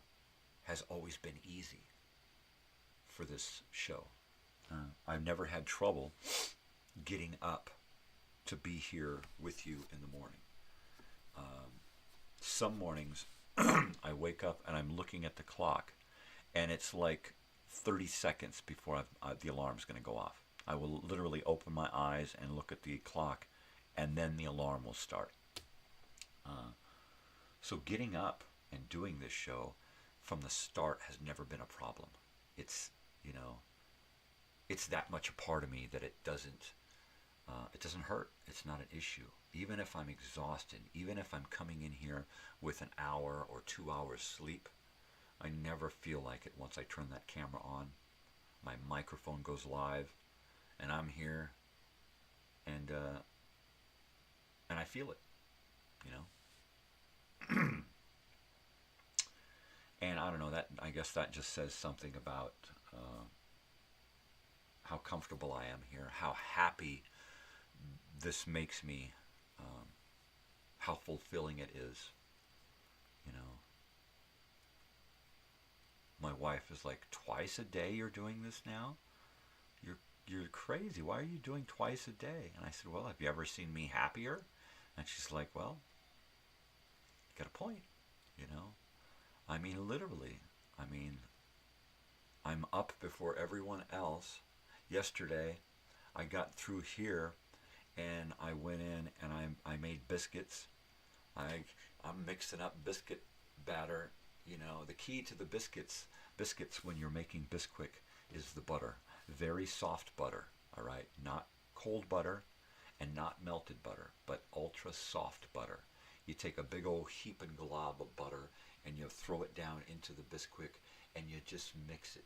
And you mix it with a fork and you just keep forking it and forking it and forking it and forking it and forking it. And you just fork that Bisquick for about 5 minutes, right? So that the powder becomes crumbly, flaky stuff. So all of that butter is mixed into the powder, right? That's the key to good Bisquick biscuits. And then you add a little milk so it's still globby, good big old chunks of, you don't want it wet, you don't want it too wet, you don't want it too dry, you want it right, you know, perfect. And then you use 2 big spoons and you scoop it out with 1 spoon and you push it off with another spoon. And another secret to baking it is you put the little balls of dough up against each other. You create a little pie of balls, Bisquick balls. So they're all tight, so they fluff together. They keep from drying out. The edges are soft, and they rise really, really high, and they get really, really big. And they stay kind of flaky because of the butter. You got butter through the whole thing, right? So they're buttery and flaky. I mean, they're just... So yesterday I got up and I made biscuits and those little sausages, Farmer John's sausages, and gravy, pepper gravy, and then I chopped up some of the sausages real fine and put it in the gravy, and made myself a fried egg, over easy, so that when the kids got up, there was breakfast already ready. All they had to do was make an egg if they wanted. But you know, I was always in bed. You know, I'd get it yourself. I'd roll over and pull the blanket, or just go back to sleep. You know, just go back into another world and hide from this one. And it's, you know, since I've been doing this morning show, I've got more energy. I'm more likely to say, yeah, let's go out and do that, and I'll, you know, want to go out and do something. I talked to David yesterday. He finished the harmonica piece for Let's Go to the Movies, and he got me some video, and he invited me to go over to his house today and hang out with he and Bush during a jam session. And I'm like, oh man, my schedule is so tight. I really, really want to go, and I'm even still contemplating it. You know, it's like I have tonight's show made. I just need to make sure that it gets loaded into the graphics computer. And it's like, you know what? I've got to deal with this until 8, and then I've got to eat, and then I've got to try to go from here in to take a nap, right? And if I can take a couple of hour nap, and I've got to be ready to go live by 4 o'clock so that I can do my checks, and then go live by 4:30 and do my live checks, so that by 5 o'clock there's no hindrance in the show, right? And if I try to get over to his place I'm like going to be there for an hour, half hour there, half hour back, an hour there. That's 2 hours kill. It's like, oh man, Dave, just grab a camera and record some video of you guys, so I've got more video for my video pool, right? I need more videos of you guys. Once I get enough videos of each of you, I can start to think about creating a video of one of you, enough videos of all of you, and then I can start putting together kind of a montage, a video collection of, you know, all the different artists out here. And that's one of my main things, is trying to show all of the art, the music, that's the talent that's out here. So, yeah, well, gosh, it's 6 a.m. here on the Pacific Coast, Pacific Standard Time. It is May 23rd, 2024. Yeah, I'm a sci-fi guy, and I'm always watching movies and TV shows, and even the old-time radio shows, where they're looking forward to the future. And because most of my TV and movie viewing is of the past, from the past, when they're looking forward to the future, it's like 10 years ago. Like the movie 2010, right? A Space Odyssey, 2001, which came out in, I'm going to say 69. And then 2010, the year we make contact, right, with Roy Scheider. Great movie, came out in, I think, middle of the 80s, like 84 or something, right? And their 2010 is pretty bland. And I think they had to do that because the movie 2001, Space Odyssey, had only taken place 10 years before, 10 years before 2010 movie, all right, or 9 years. I mean, it hadn't even been 10 years. So the changes really couldn't be that different. The changes, the spaceships, on the inside of the spaceships, they were very reminiscent of the 1969 version. The inside of the main ship was the exact same interior from 2001. So you got push buttons, right, and toggles and flip levers and stuff. There's no computer screens. It's just these big pixelated readout screens, with graphs and bars and dum dum dum dum dum dum dum dum dum. I mean, it's really, really cheesy. But most of the time, back then, they're looking forward with their known technology, and it just ain't up to snuff. It ain't up to par, right? So you get some, when you're looking at those movies today, you're going, wow, they really pulled it off with some heavy cheese. It's like they stripped out an aircraft cockpit and attached it to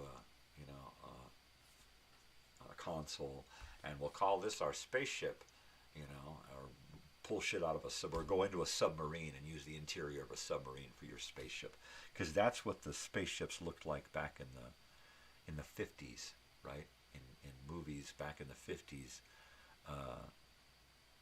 the inside of the spaceships, I mean, you literally had pipes and big steam wheels, and gauges, and hydrometers and shit, all kinds of weird shit. It's like, well, why would they need that in space? I mean, the liquid's going to freeze, I mean, but some of this stuff, like the Twilight Zone spaceships, I mean, how many, what do we go through, like 3 or 4 or 5 or 6 decades of flying saucers, hubcaps up in the sky, with little windows where you could see the spacemen inside flying. Hey, look at me. And now, I don't know what's up with today's science fiction. Is it that they're becoming closer and closer to the actual reality of our future? Or is it that they're just reaching so fucking far that it's just too fantastic, right? Interstellar, right? just bizarre. You know, I much prefer The Last Martian, right? Now that seems to me like, is that what it was called? With Matt Damon? Now that movie right there was pretty much right on. A guy goes there, he's out there by himself, he's got to learn how to take care of himself and farm, you know, and the conditions are just horrible, you know, much different than, say, what is that, the Red Planet Mars, and is that the one where they go to Mars and they investigate the face on Mars, and it turns out to be an alien spacecraft, and then Gary Sinise goes with them, right? Now that was far-reaching, but these are about as close as I can get to this new sci-fi shit, because this new sci-fi shit, it just seems more about the special effects than the story, you know. So I looked at this comment again, I Won't Go Bald, and it made me think of a Rush song from the 1970s, early Rush, before they had Neil Peart as their drummer. And it was a song called I Think I'm Going Bald, right? So if you get a chance, look up that song, I Think I'm Going Bald, by Rush in the 1970s. And if somebody wants to find it and share it in the comments, I'd love to watch it. But yeah, I Think I'm Going Bald by Rush. I know I went bald. That's all there is to it. That's just who I am now. Crazy old weird bearded bald guy. Right? Well, I mean, I got hair. Right? I got a live mother.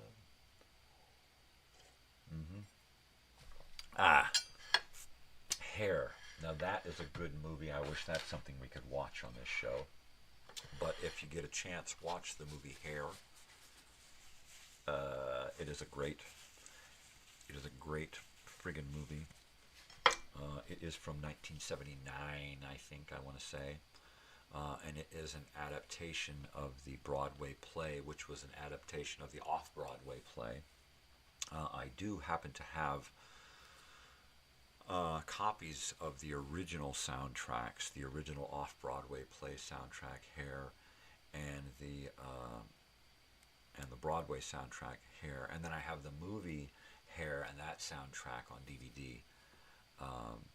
But all versions are pretty kooky, pretty similar, great, fantastic. Hey man, peace, good night, Joey. Take care. Have a great couple of days off. If you're going to be awake this evening, stop by at 5. I'll be here for a few minutes, and then I'll be starting my live recorded broadcast, and then running off to the graduation. So peace, love, stay weird, brother. I'll talk to you tomorrow, man. But Hair, the movie Hair. Watch the movie Hair. Sit down with your family and watch the movie Hair. That's a great movie. I got to watch that again. Just fantastic soundtrack, great songs, great story. To me, it's like almost like a musical version, or rather, Full Metal Jacket is a straight version of the movie Hair, without the hippie shit, right? Without the whole hanging out in New York kind of thing. It's kind of like the military side of that, the movie Hair. Straight, no songs.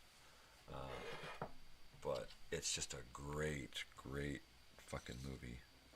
I totally dig that. I totally dig me some hair, man.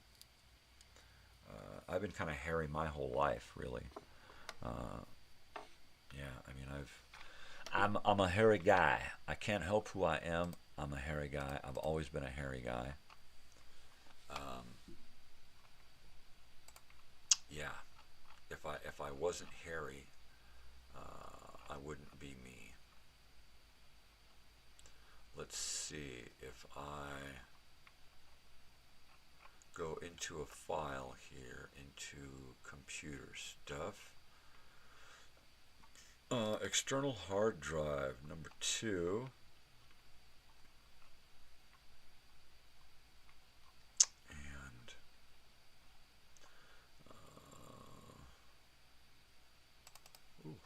9000. HAL 9000. That's one of my computers here. And that is a reference to 2001 Space Odyssey. Dude. And I am going to pick up some photos here from the, since this is Throwback Thursday, I can do that, and I can go take a look at some pictures of me when I was a kid and share it with you. So, like I said, I've always had long hair. I've had long hair most of my life. It's just who I am. And here is a picture of me from 1982. This is my 8th grade year. And this is me. That's me. You can see I'm still chubby because I had learned how to cook. And we were semi-stable in one place, right? And I think my father was working. And yeah, I loved that leather jacket. I loved that red shirt. I can't remember what it says. I just can't. And it really bugs me to know that I can't remember what that shirt says.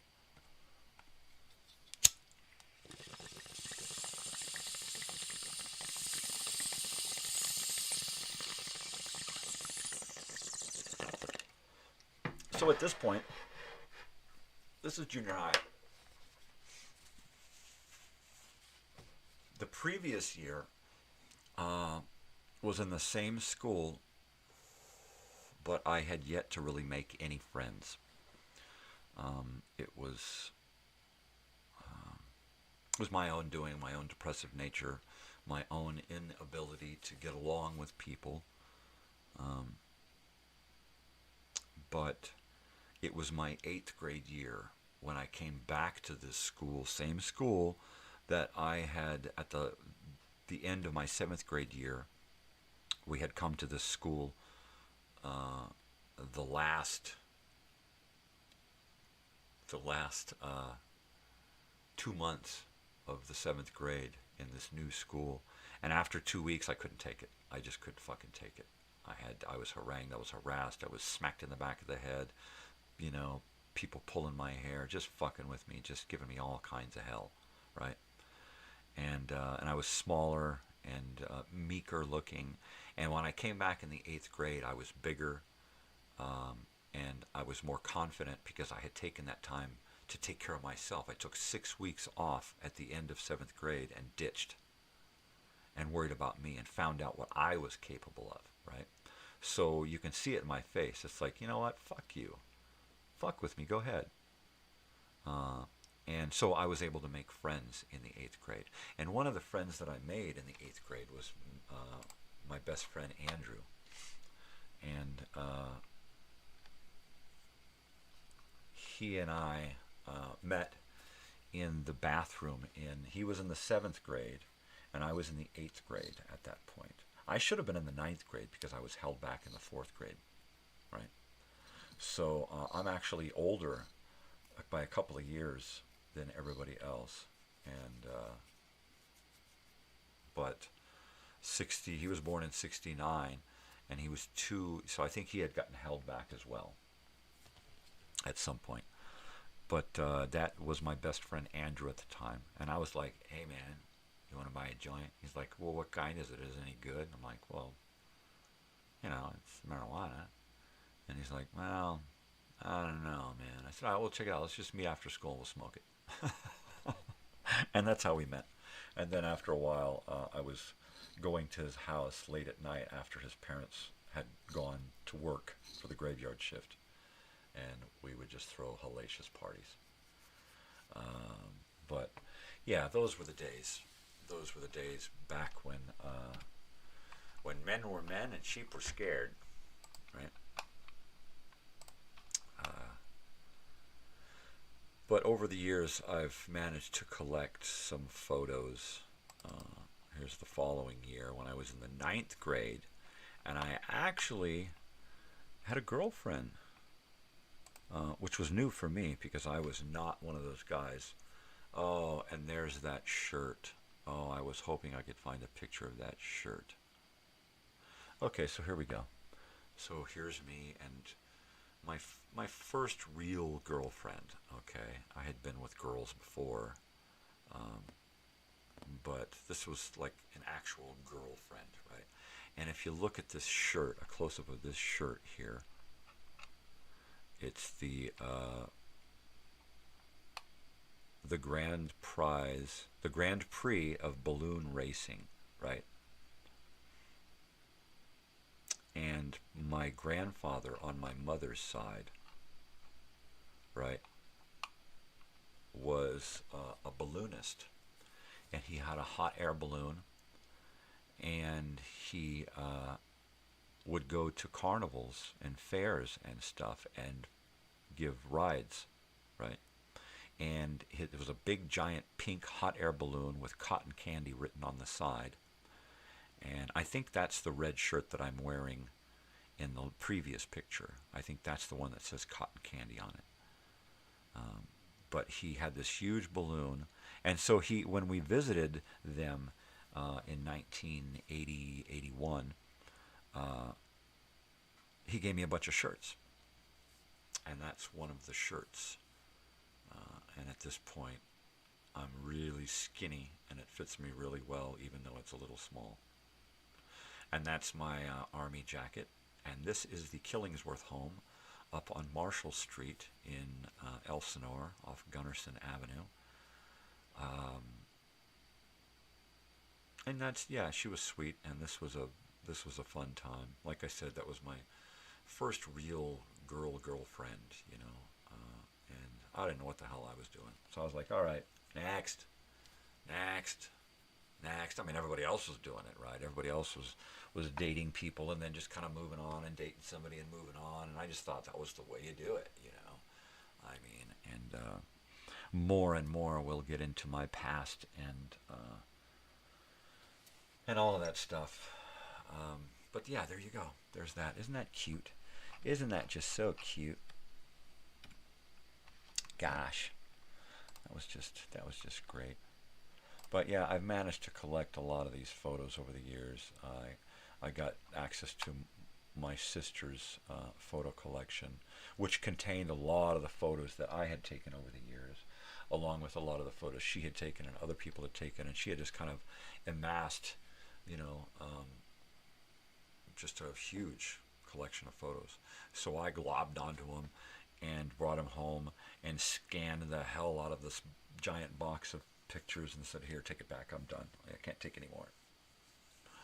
And so I wound up with hundreds and hundreds of photos of the 1970s and 80s, along with the slides that I got from my father from the 70s, 60s and 70s.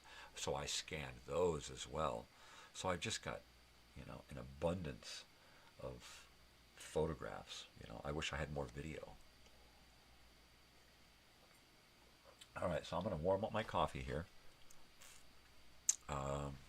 And then we are going to get into watching a little bit of The Firm from 1985. And now that we've I'll show some photos here of 1985. And now that we've kind of been in to see what's going on here in 1985 and who I was, then I'll tell you the story. All right. So let me go ahead and kick in a photograph. Oh, here's a great one. All right. Well, I wish Joey was still here, because here's my friend with the hair, and looking cool in all his 1980s glory. And there's Paul Dar. He was a really cool dude. He's still around. Paul, if you're out there watching, hi, buddy. And no, I didn't take your Bob Seger tape. That's just a great shot. And he was always such a looker. I mean, he always had such a great wardrobe and hair and just everything. He's a fun guy. You know, now he dresses like an old curmudgeon, you know, sweater vests and pocket watches and, you know, exactly the way I would expect him to dress. He's so Andrew. Love you, missed you, brother. You're a weirdo. So anyway, here's that photograph of the 1980s while I warm up my coffee here.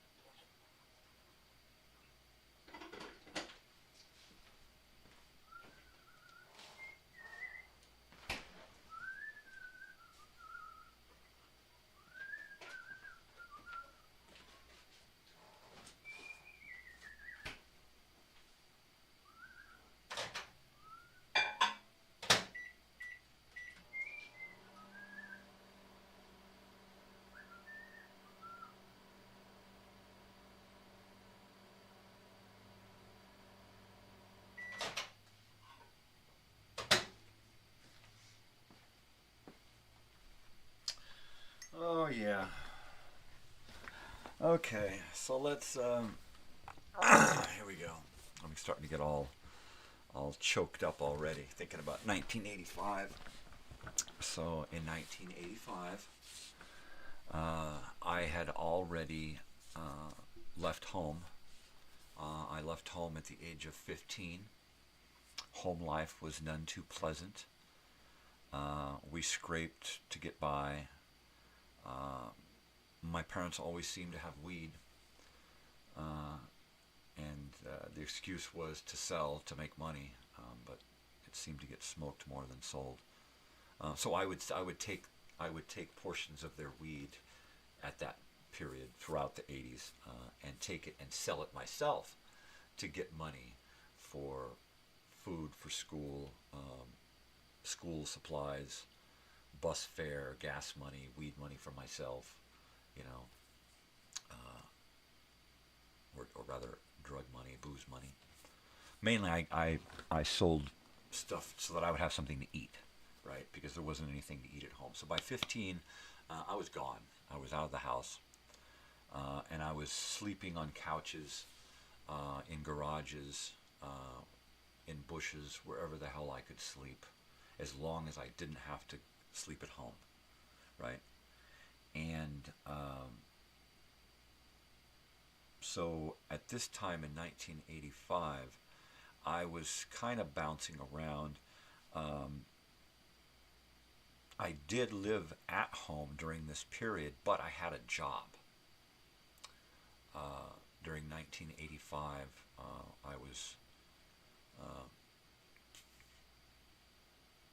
I had come back home and was living with my family. They had moved, and there was an actual house rather than just a school bus pretending to be a motorhome. So we had this pretend motorhome parked in a driveway, and they had the house, and I don't even know if my sister or brother were there. I think it was just me again. But I was living in a basement outside the house, and below another outbuilding there was a basement and a door like this and a staircase down, and it was just a dank, dark little brick concrete basement. But I turned it into home, and from there I would go to the casino and be busboy and work. So I was like, okay, that's what I'm doing. And we're living at this place, and let me see if I can find a picture of me so we can see what I look like here.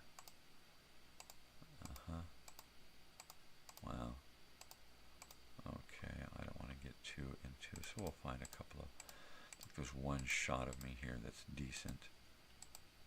Okay. So here is me and Andrew. Then he was known as Andy. And there's the two of us there. All right. And there we go. That's a great shot. So this is what I looked like in 1985. All right. Now my brother at the time had a best friend that he had had since, probably 1979, right? So my brother's best friend was a man by the name of Kerry Shaw, right? And he was a few years older than me. And I think he was my brother's age. And he was a sweetheart of a guy. He was just one of the nicest guys I have ever known. One of my brother's nicest friends. Most of my brother's friends treated me like I was a little brother. Right? In fact, most of them, usually most of the time, they treated me better than my brother because that's the way they thought it was. And then, of course, in turn, taught my brother to be a better brother, right? I guess is how you would say that. But, yeah, he was a really sweetheart of a guy. I'm trying real hard to try to find a photograph of him, but I don't think I have any in a file that I recognize that would just say, oh, here he is, right? I've got a lot of these things done by year, but yeah. Okay, so the story was that we were living in Lake Elsinore off Grand Avenue across the street from M&M Liquor, all right? And I'm going to work every night for the graveyard shift, right? And I worked the graveyard shift at the coffee shop in the casino in Lake Elsinore. The Lake Elsinore Casino used to be the Sahara Dunes Casino in Lake Elsinore. And so I'm going and I'm working a few days a week, and I'm coming home to my little basement, my little dank, dark basement, every morning after my graveyard shift. And I was working in the coffee shop as a busboy slash dishwasher slash host slash gopher slash whatever, right? And I'm making minimum wage, and I'm 15 years old, and I'm doing this with a school work permit, right? So I get the job, and I have to turn in my school work permit in order to get work. And then I'm working a morning shift during the summer. Or no, I'm that's right. At this point, I'm homeschooled because I was kicked out of high school, right? So now I'm homeschooled in the 5th grade or in the 9th grade. I'm at home. I went through half of my year, and the rest of the year I was kicked out, and I was doing Saturday school or home studies or some crap like that, right? So I had a lot of time to myself. So I got a work permit, and I started working at this casino. And I was just working regular shifts, a few hours a day, just what they allowed, right? And somewhere along the way, somebody asked if I wanted to work a different shift, right? A graveyard shift. And I'm like, or night shift. They said, do you want to work nights? And I'm like, yeah, okay. So I started working nights. And the manager, Mrs. Anderson, mother to Michael Anderson, love you, Michael Anderson. So this lady, she's like, I think she saw me as being older than I was, right? So she sees me working, and she asks, "Do you wanna work?" She sees me working at night. She's like, "You want to be a host one night because so and so isn't going to be here, and we need a host. Do you have a black jacket and black pants and yada yada?" So I was like, "Yeah, sure, no problem." So I went out and I got a ride the next day I got a ride to Riverside, and I went to the Tyler Mall, and I went in there and I got a nice pair of black slacks and like a black cardigan jacket and a nice white shirt and like a bolo tie or something, right? And I had short hair at the time, as seen in that photograph. And then at one point, they said, you know what? We need someone to work graveyard and clean kitchen, do dishes at the end of the night, and then spend the night cleaning kitchen, and then leave the kitchen ready for the next shift in the morning. And the pay's a little bit better.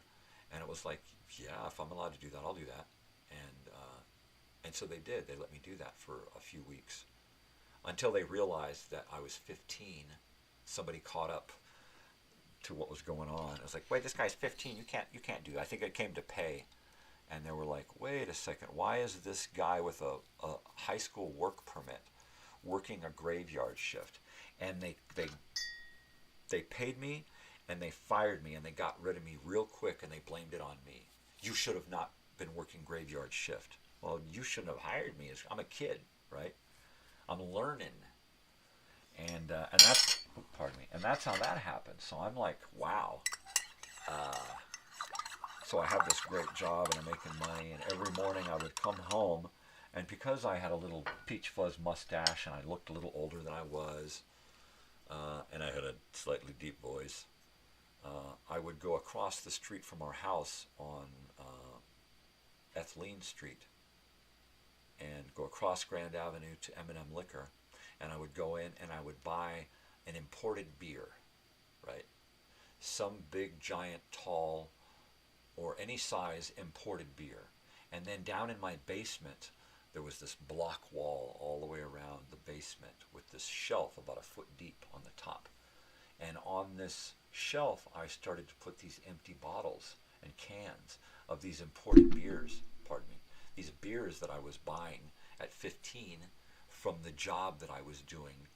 And I would come home from my graveyard shift, and everybody would be asleep. The store would be open, so I'd go across the street, I'd get a beer, I'd come back, I'd get my father's friend's golf cart, right? And I'd unplug it. Hey, Gary, can I take the golf cart? Yeah, man, just plug it back in when you're done. So I would take the golf cart, a bottle or can of imported beer, cerveza, ale, stout, some kind of lager, or some kind of imported beer, something I'd never tried before. I wasn't a drinker, but I wanted to be a working guy, right? I wanted to do what the working guys do. And the working guys come home, and they have a pipe, and they have a beer or a drink, right? I wasn't into hard liquor, so it was like a beer, I'll have a beer. And I was experimenting. I was young, I was 15 years old, but I was working. So I was like, all right, I'm going to do this. So I'd take that golf cart, and I'd take it across the highway, which was the most dangerous part on Grand Avenue. So I'd get out there, and I'd buzz across the highway, and I would go up a dirt road behind M&M Liquor. And this dirt road used to be a driveway for a mansion, huge house on an orchard, right? It was a huge mansion on an orchard. The only thing left were the trees on the drive, a giant pool, and a foundation for a huge house, and that was all. And then up behind that, there was this little road that went up onto the foothills of the Ortega Mountains. That was a flat top that eventually became the home for a water tank, right? One of those big giant water tanks. But at the time, it was just flat. So I would take that little golf cart, and I'd hoof it across the road and up behind this old mansion house thing. And sometimes I'd get out and I'd wander around, poke around, and look at shit. But I'd go wind up on this flat top looking out over Lake Elsinore early in the morning. And I would sit there with my feet up on the dashboard of this golf cart, and I would crack open some kind of beer and light up a pipe and just sit there and think, this is the life. This is the way it is. And it was, for me. I mean, I wasn't in school. I was working. The only reason I was at home was because I could afford to take care of myself. And that meant that the little that they did for me was enough, right? So what I was doing for me, it was just to make up the difference, right? Now I had the ability to go out and buy a black jacket and pants if I needed to for a job, or I could do this or that. Go to a concert, right? And that's kind of starting work. I started earlier than that at 14, working on job sites and stuff. But that pretty much, it's like, all right, working is good. I can go to concerts, I can do stuff, have money to go out with friends and do things, and eat, and all these other things that having money afforded me. So I'm at this, living in this house, and one day it's evening time, and my brother's friend Carrie shows up looking for Robert. And Robert was all over the place. He was either staying with a girlfriend or at a buddy's house. He was rarely in the household. Same as my sister. She was always with a friend, staying with a friend. It was easier. Life was a lot easier when you were outside the home, right? It was just that kind of life. Well, the story's starting to get good. So I've set the scene. All right, I'm going to close this window here real quick, though, because that light is starting to creep.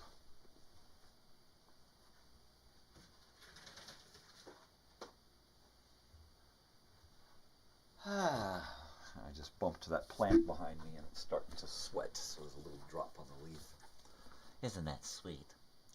All right, so Bong Hit story.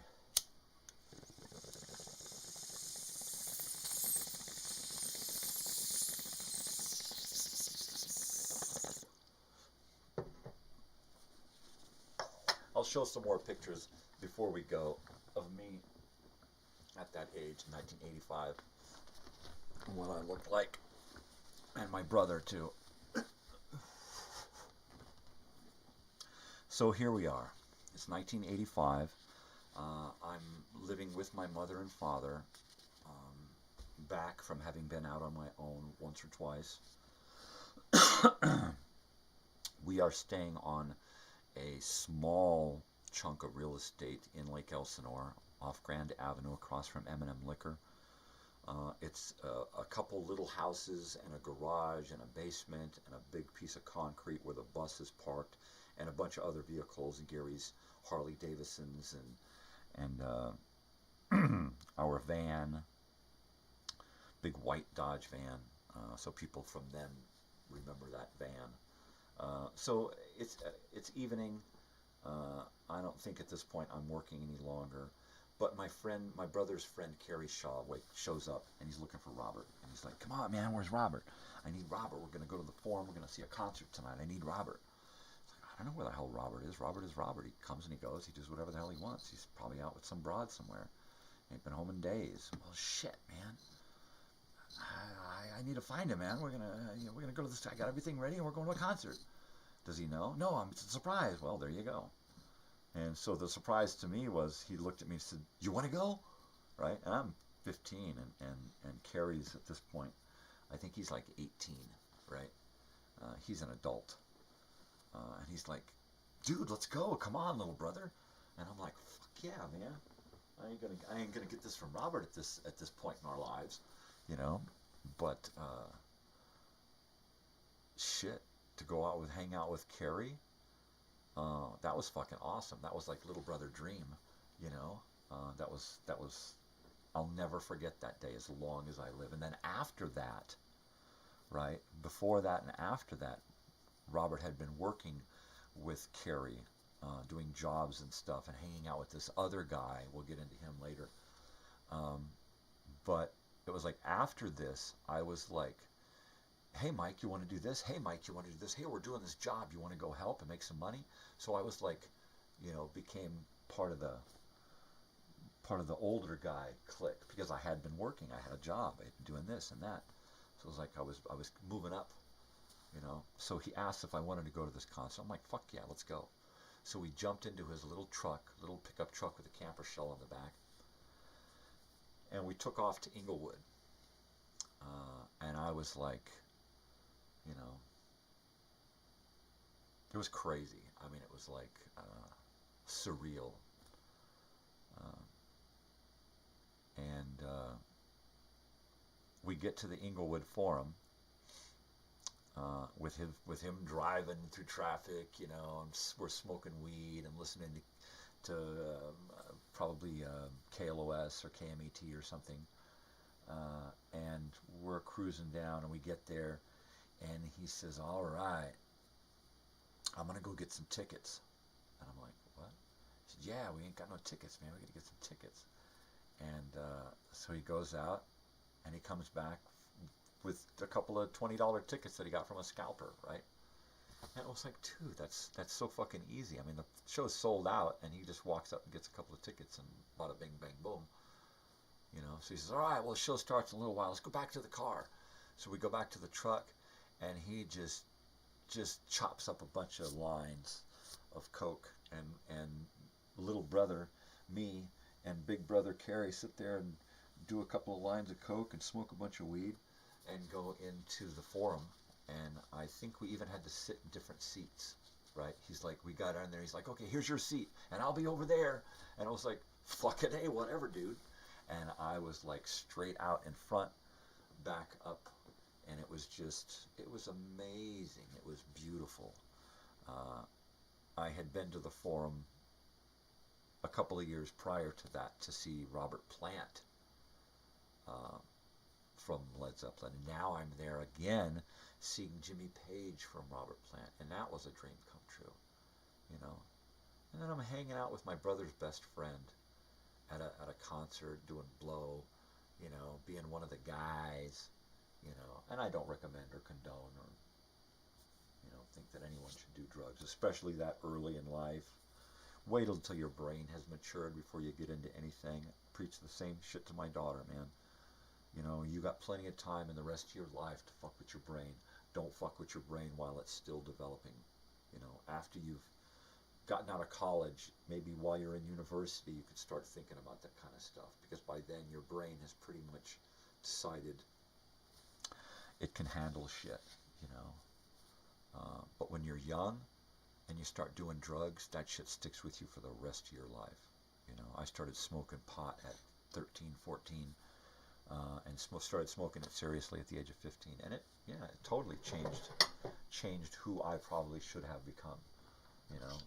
Of course, at the same time, I probably wouldn't have been able to go on this far without having to be on some kind of medication, some kind of antidepressants, or being in some kind of head shrinker program or some shit like that.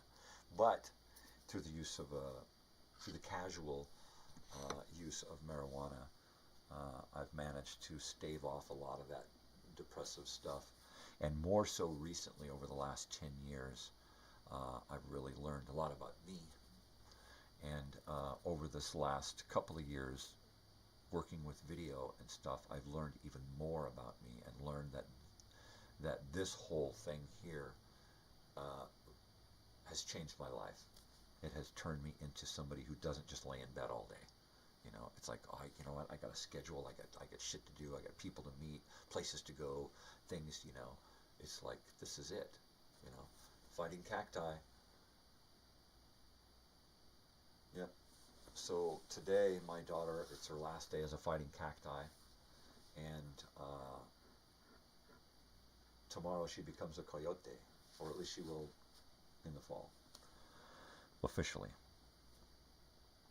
So that's what the shirt is for. And I've got another different shirt to wear this evening, and a hat for the festivities. So I'm really excited about that. So back to the story. So we're at the Forum, right? It's 1985, and we go into the Forum. And of course, the hardest part was going home and explaining to my brother that, dude, you screwed up, bruh. You should have been here, man. Fucking Carrie took me to the most righteous fucking show ever, dude. Oh, man, it was fucking awesome. We did blow. I mean, it was just, the show was phenomenal, man. I mean, I was like, but being a little brother and being able to do that to my older brother was just classic. I mean, it was classic younger brother jab at the older brother, you know. Bully me not, for I may take leave with your friends. It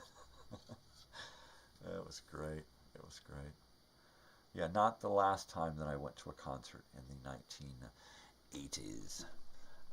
Let me see if I can find a playlist here with the Throwback Thursdays. Let me see if I've got something in this Throwback Thursday. Robbie Plant, the firm. Okay, so I've got some film. I've got a couple of audio recordings of this concert. One from 84 and one from 85. The one from 85 is from March 14th, 1985 at the Inglewood Forum. Okay, so if you look in my playlist for today, Throwback Thursdays on Mornings with Crazy Old Weird Bearded Guy, you're going to find this stuff in the playlist. You can watch it, go to their channel, like, subscribe, do all of that kind of stuff. All right, spread the love. So what we're going to do is we're going to watch a couple of songs from that concert series. Not necessarily from the forum, because video footage is hard to find from specific venues. I'm going in.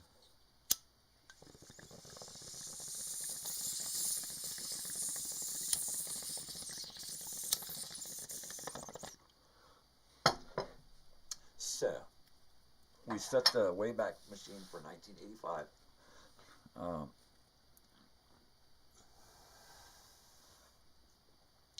For me, it's March 14th. All right. My brother's best friend has taken me to a concert, and I know exactly who they are. They're all over the radio. I'm not uptight. I'm not attractive. Tell me loose tonight. Tick. I'm a radioactive. I'm radioactive. So, I'm just totally like, you're kidding. You're kidding. Right? Paul Rogers. Free. Bad Company. Jimmy Page. I mean, come on. Pardon me. So let me set this up here and get past. Okay, wrong mouse. Let me move this mouse out of the way here. Switch mices. Okay.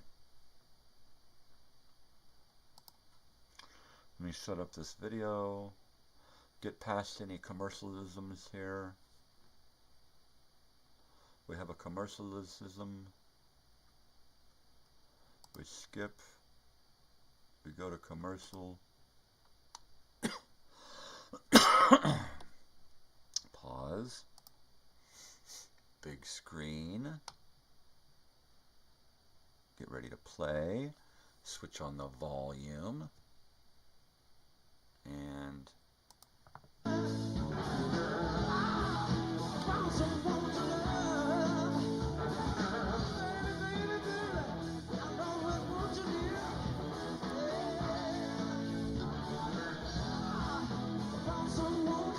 listen to that bass.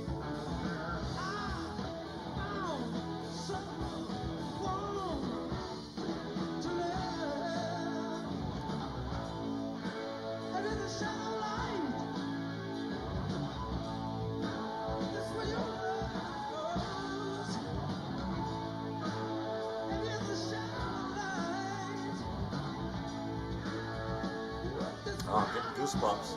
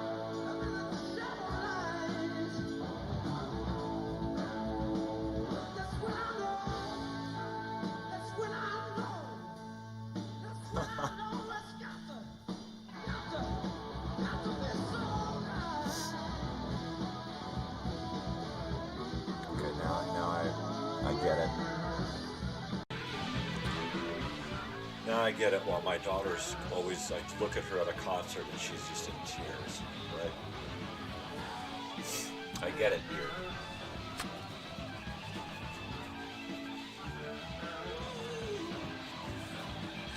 Yeah.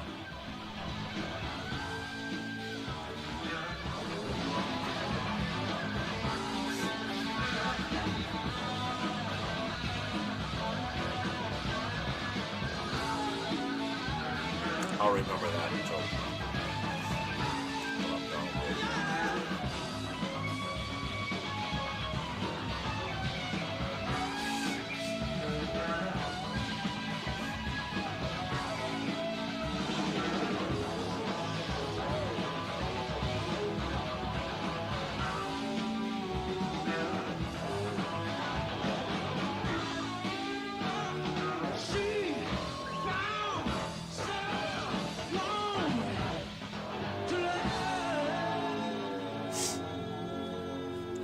Pardon my sniffles here from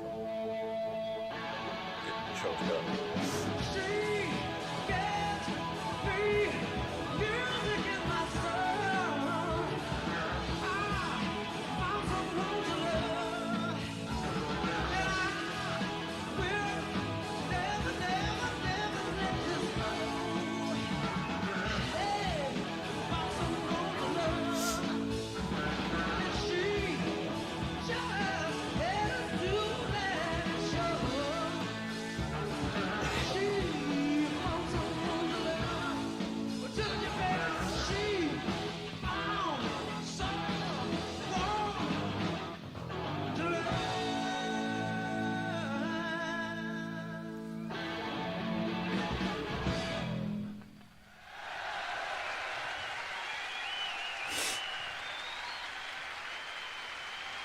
Thank you. God bless you. You love me.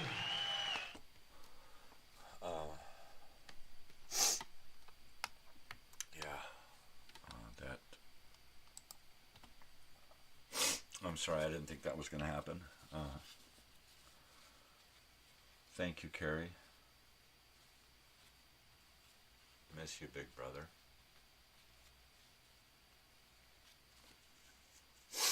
Okay. And I think I'm just going to let this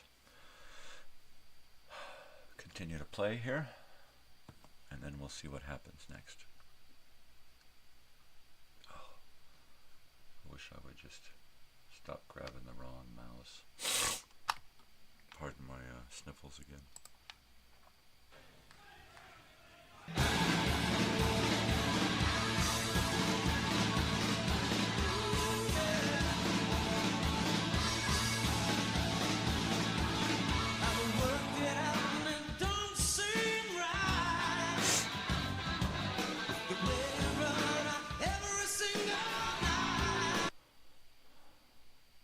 Commercial. Oh, here we go.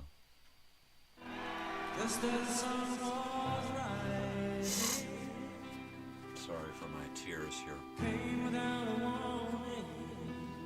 Sound of the uprising. Gunfire in the street. Women and children crying. Was a phenomenal show. Men and young boys dying. Yeah, yeah, yeah. Why ain't we living in peace?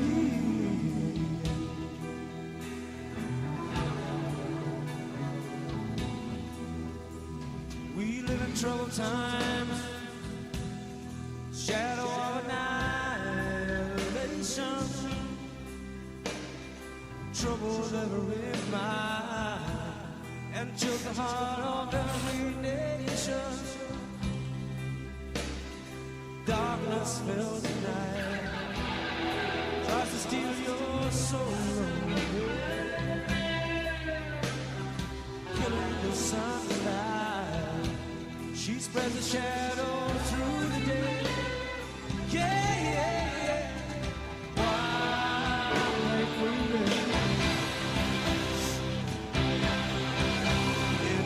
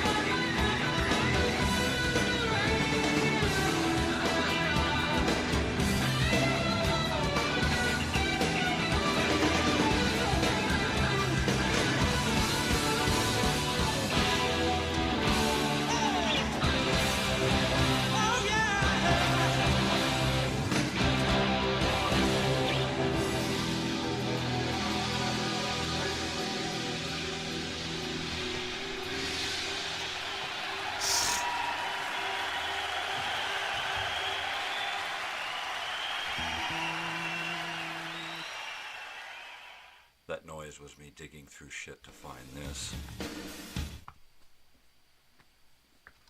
Let me put this on pause here. And then we'll go back to Radioactive live from London. Let me put this up on the lava lamp cam here. There's the firm. This is the concert that we're watching. The first album. I don't have any paraphernalia from this tour. I was lucky to just go, you know. Get over to this guy's channel and be sure to like and subscribe his stuff, because this is some great stuff, man. This is a classic. It's just some classic stuff, man. All right, so let's get into this now. We're going to do that, and then we're going to do this.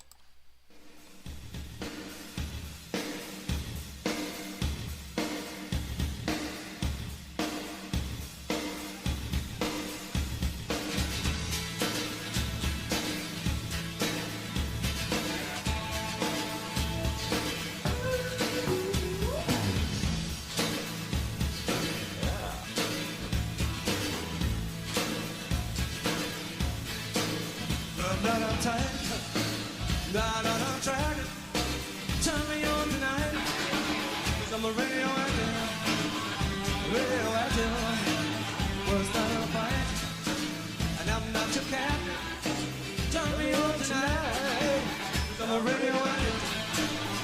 Radioactive. I want to stay. I don't want to wait. I want just to live. And I want you to know. Got to concentrate. Don't be distracted. Turn me on tonight. I'm a radioactive. Radioactive.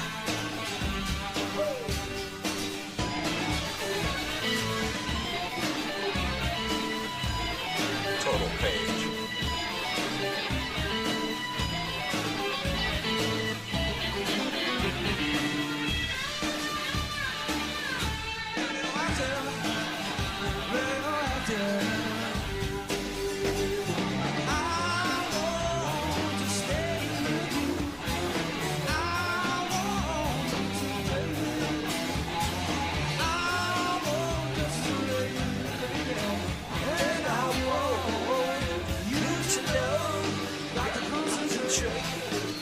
Don't be distracted. Turn me on tonight. I'm a radioactive. Radioactive. Radioactive.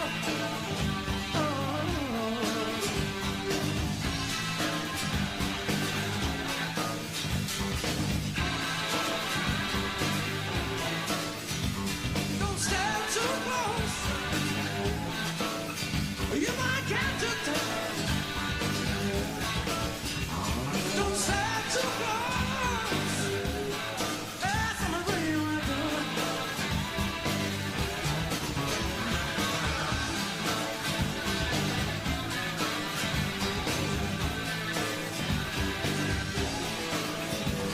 I'm a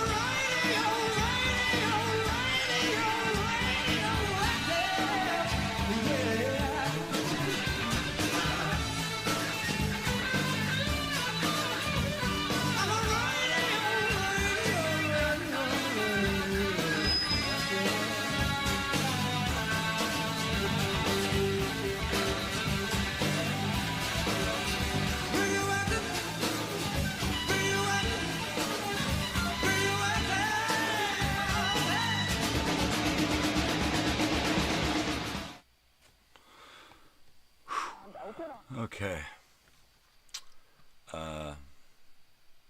Yeah, okay, this is cool.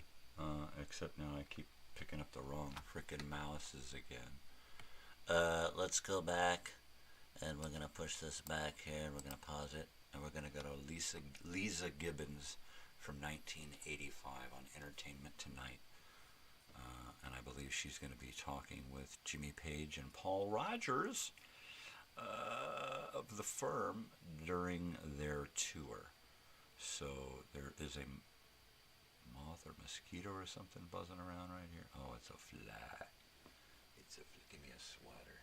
I'm gonna sweat the hell out of something with some kind of something. Alright, I'm gonna start this video and then I'm gonna sweat a fly. Alright people, here we go. I'm gonna hit the sound now. Start the video.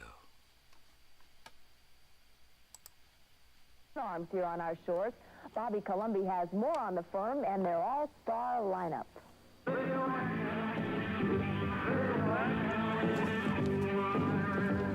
Led Zeppelin was the most successful hard rock band of the late 60s and 70s.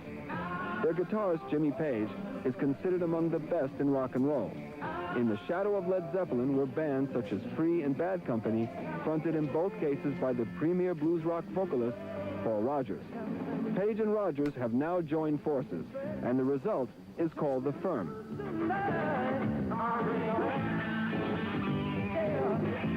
But with two such strong musicians, wasn't there bound to be an ego conflict? Yeah, I think with a couple of characters like us, you could get a clash of character, I suppose. But the way, I suppose that's what we were probably wary of initially. Yes, and like, so we went into it slowly and carefully and see what sort of music we would come up with and how it would work out. It worked well. The Firm's debut album has already cracked the top 20, and the band is now touring to sold-out concerts. The fans seem content, even though the firm doesn't perform any old numbers from Bad Company or Led Zeppelin. It would be stupid for us after having been off the road for so long to come back and just sort of establish yourself just as a nostalgia, entity. That would have been stupid. Neither of us could have done that, really. If they called out for those songs, would you play them?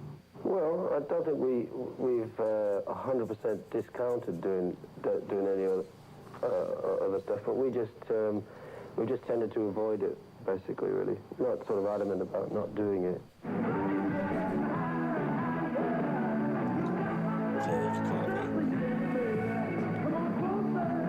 I toured for years, and it was real tough on me. Since you spent so much time off the road, did you have any apprehension about having to go out there and undergo all that pressure again? Yeah, and I think the pressures start to get overbearing when it's not happening on stage, or when you don't feel happy with what's happening on stage. But when like in the way things are with us, you look forward to the gigs. Once you've got into a tour, I think there's more pressures off the road with all the sort of business aspects and the actual playing of concerts. I mean, if it was just down to playing the music, it would be, be utopia, wouldn't it, really?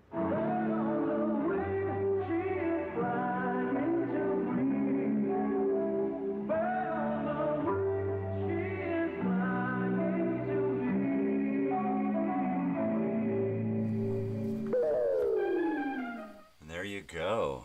That is... Sweetwater helps. That is Sweetwater, man. It's totally awesome. I like the sweetness of the water. Wrong mouse. Holy hell. Oh, yeah. Alright, here's one last video of the firm live. This time from 1984. Alright, so here we go. December 83, I suppose. And he asked me if I was doing anything and would I come down and have a blow with him at the rehearsal studios. And I jumped at it, of course. Previously to this, I was on the rock and roll, working with Roy Harper. That's how I made the contact with Jimmy. We did the Cambridge Folk Festival together, Roy Harper, Jimmy and myself. Classic. And a couple of weeks after that, Jimmy phoned me up and asked me if I'd like to come in for a rehearsal. Initially, I wasn't going to be in the band, I was standing in. And through various reasons, other bass players couldn't do it. And then he asked me to join the band. Once again, I jumped the beat. Dude, fucking bass player is awesome. Both those dudes.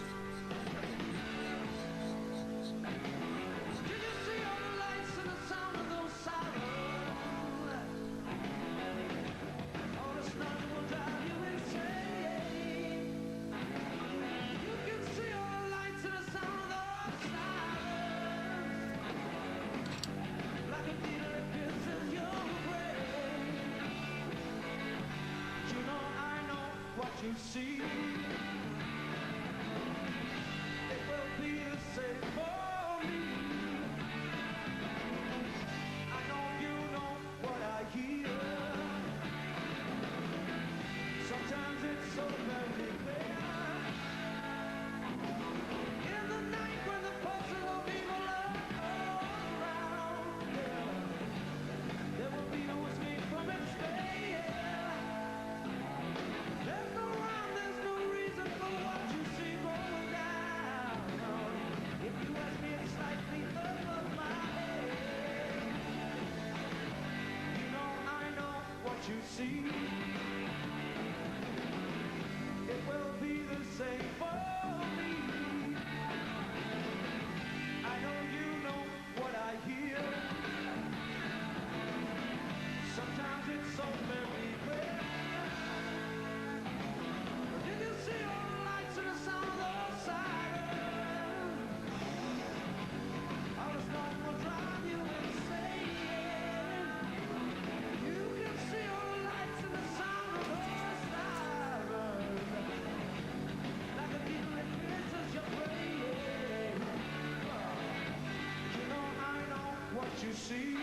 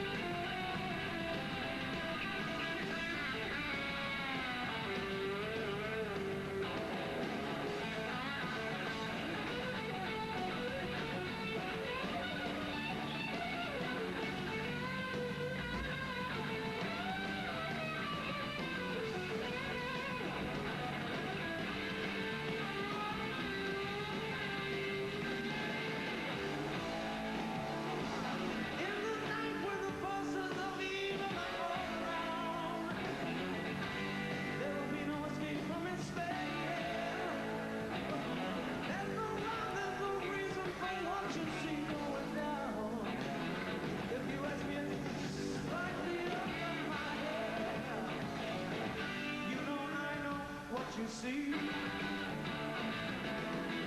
It will be the same world. I know you know what I feel. Sometimes it's so very clear. You can see all the lights and the sound of the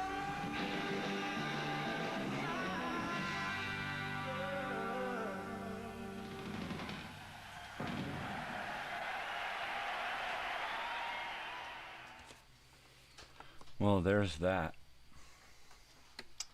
I think the next on the old playlist there is going to be the actual audio from entire shows. Two shows worth of audio. One from London, and then the actual show from March 14th, 1985 from the Inglewood Forum. The show that I attended. And that's the whole purpose of this, is to share with you my experiences. And that's as close as we're going to get to that experience, that story, those memories, this footage. It was enough to bring me to tears. So I hope it was entertaining for you to sit and watch a grown man cry.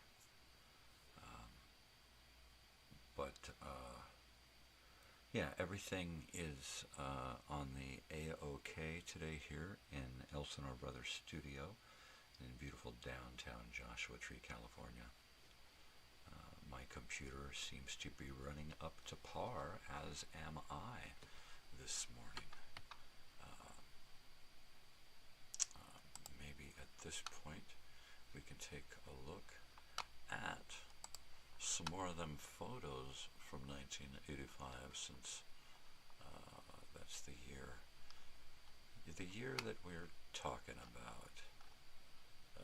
And if you'll give me a second here, I'll run over to the old computer bank here. Oh, there it is. External hard drive number 2. And then I have to go to HAL 9000 pictures. And then, wow, you gotta be kidding me. I really have that many.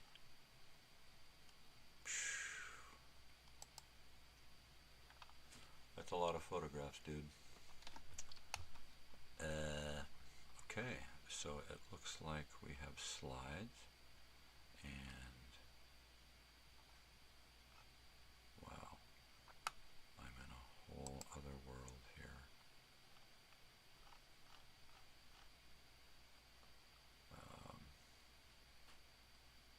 You gotta be kidding me. There's just so many different files of photographs that it's just hard to it's hard to imagine how I collected so many photographs, but nonetheless, here they are. I'm just gonna open them up and we'll kind of scroll through, so if anybody's there paying attention.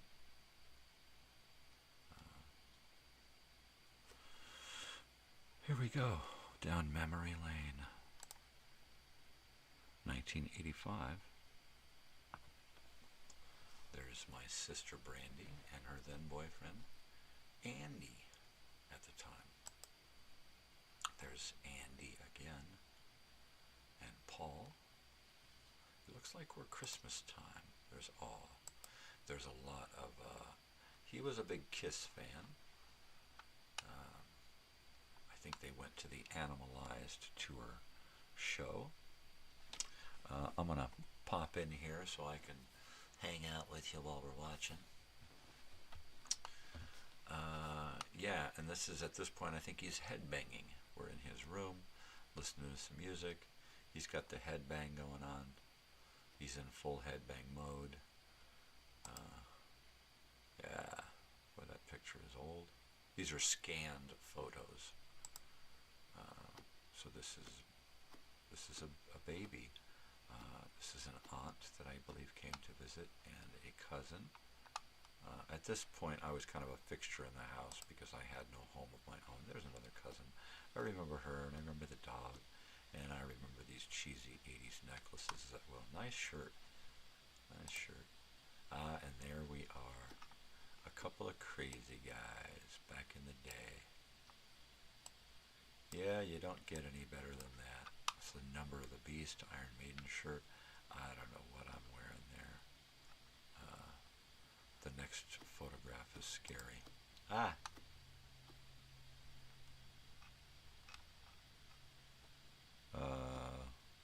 wish I could remember what that shirt was.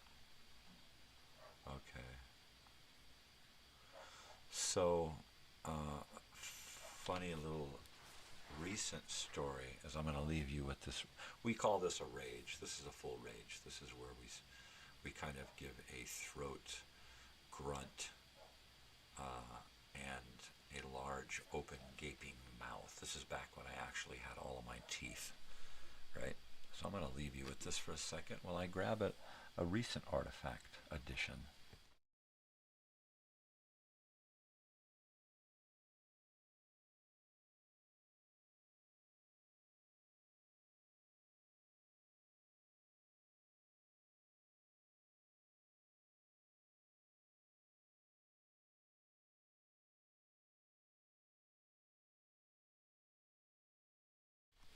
I'm back, baby, and my house is starting to wake up, so once again, this is reality, so you will hear the ambient noises of my household.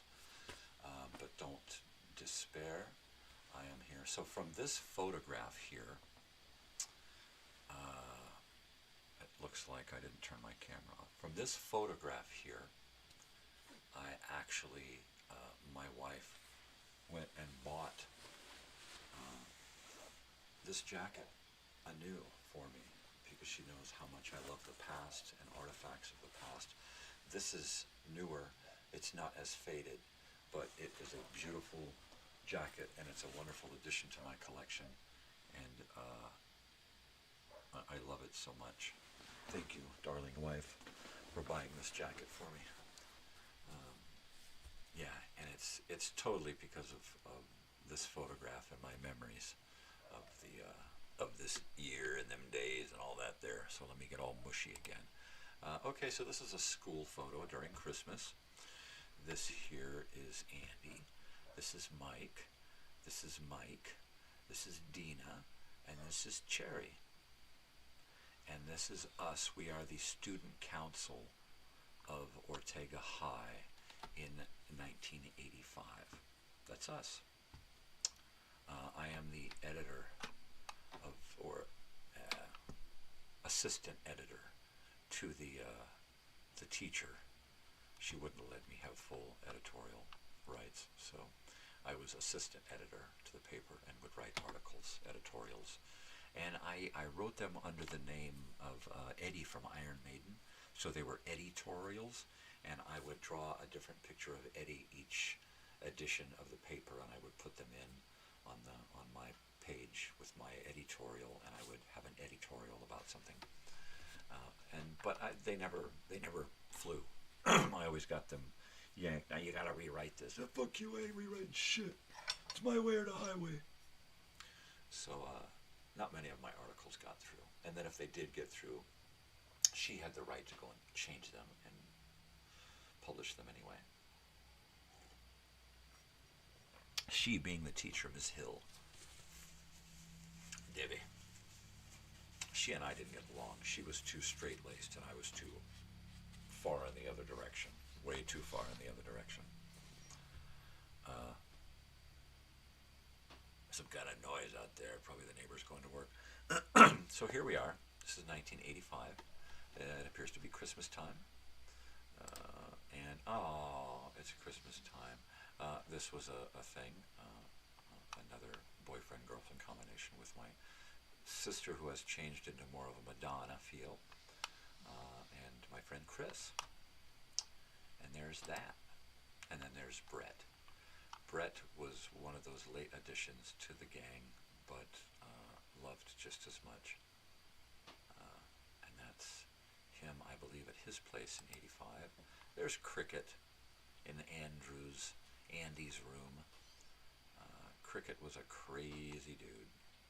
He was a crazy, funny little man. He was, what strange days those were.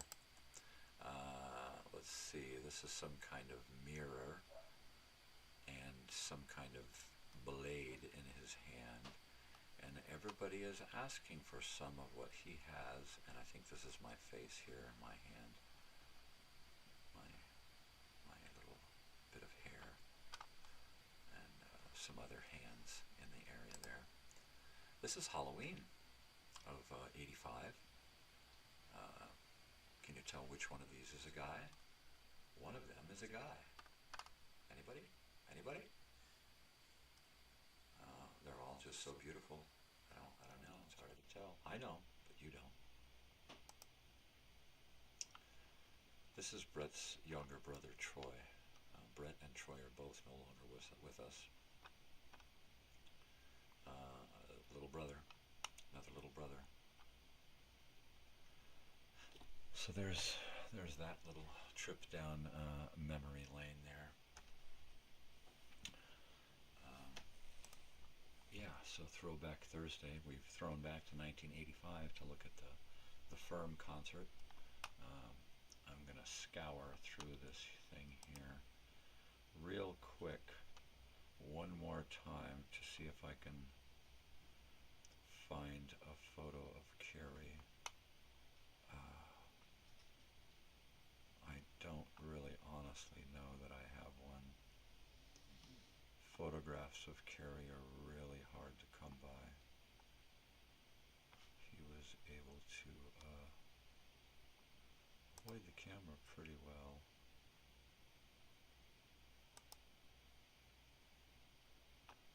I'm just searching through the years. I'm in 1988.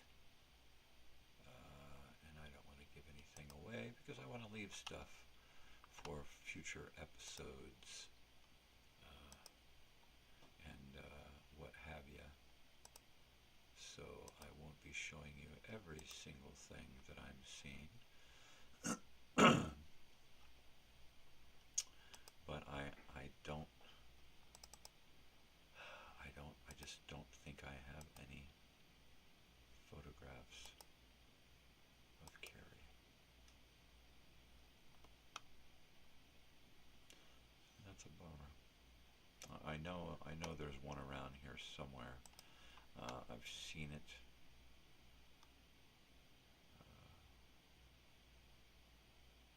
Might be on Facebook. I might have downloaded it somewhere at some point. We've got about a half an hour left in the show. My household is waking up, but nonetheless, I will continue. You don't have to join me, but I hope you don't mind while I alleviate some of my morning pain so that I can continue with my day unhindered by said pain.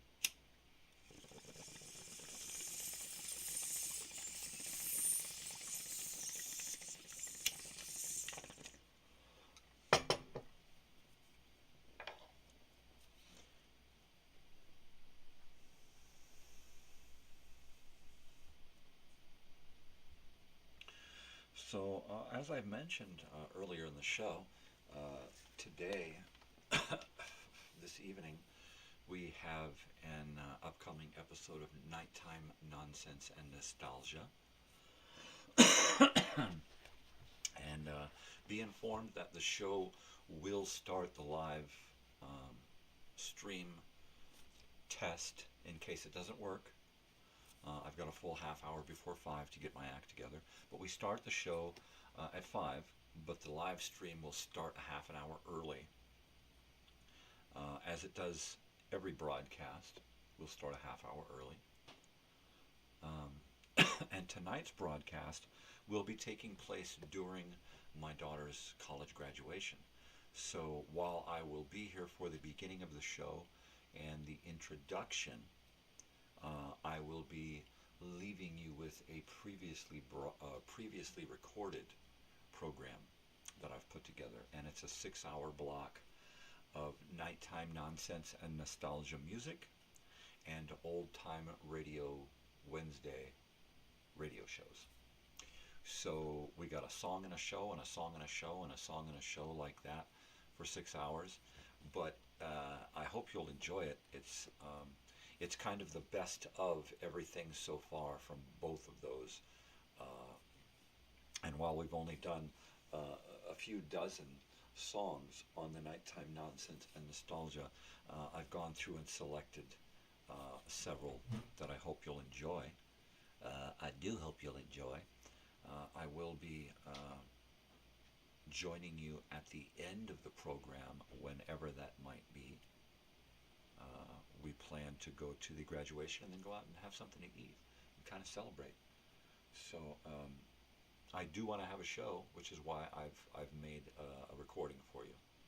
So last night I left my computer on over here so that it can upload my stuff to the cloud, and now I see that it's available on this computer over here, and all I need to do is bring it in, download it to this computer, and it's ready for the show tonight. So after this morning's show, that's exactly what I will do. Hello, daughter dear, how are you this morning? Tired? Yeah? You getting ready to go to graduation practice? Nice. It's my daughter. She's up early, which is different. Usually if I see her this early, she's going to bed. So this is great. Are you looking for something heavy to eat or just a snack? Yeah? Well, are there any biscuits left over? No, you probably don't want that. Biscuit and honey? That might be easy. Biscuit, butter, and honey. I don't know. I didn't see any biscuits. No? In the oven there? Yeah, there you go. See, that'd probably be good with some butter and honey. Pardon my household here while I do the dad thing, but it's what I do. So we've got a lot of stuff going on this week, today, tonight, tomorrow night, and then over the weekend it looks like I'm going to be trying to spend as much time as possible creating some new content. If I can come up with a show's worth of content, then I will be joining you Sunday for a Sunday edition of this morning show. So there's that as well.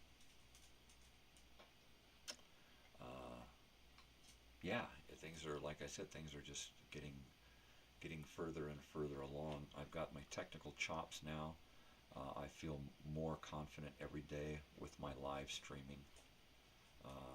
My plan now is to spend some time over the weekend and create some new graphics, some daily graphics for my morning show, because I've got Monday Movie Memories, Totally Television Tuesdays, Old Time Radio Wednesdays, Throwback Thursdays, Flashback Fridays. So I'm going to create graphics for each day using the graphics that my daughter created for me, and just to add stuff to that, so that I've got that thumbnail card on my videos.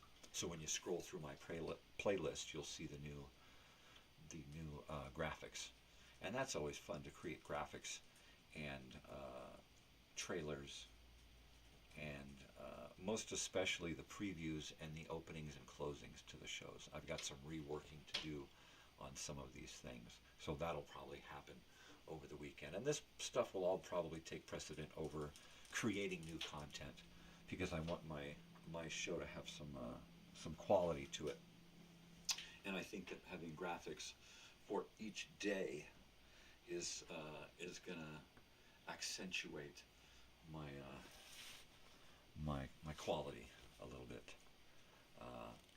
Let's see, like I said, tomorrow on the show we've got a more flashback to the 1970s and 80s, and while we'll probably dig into a few more of these photographs from that era, I think my main thing is going to be to try to bring you some yearbooks.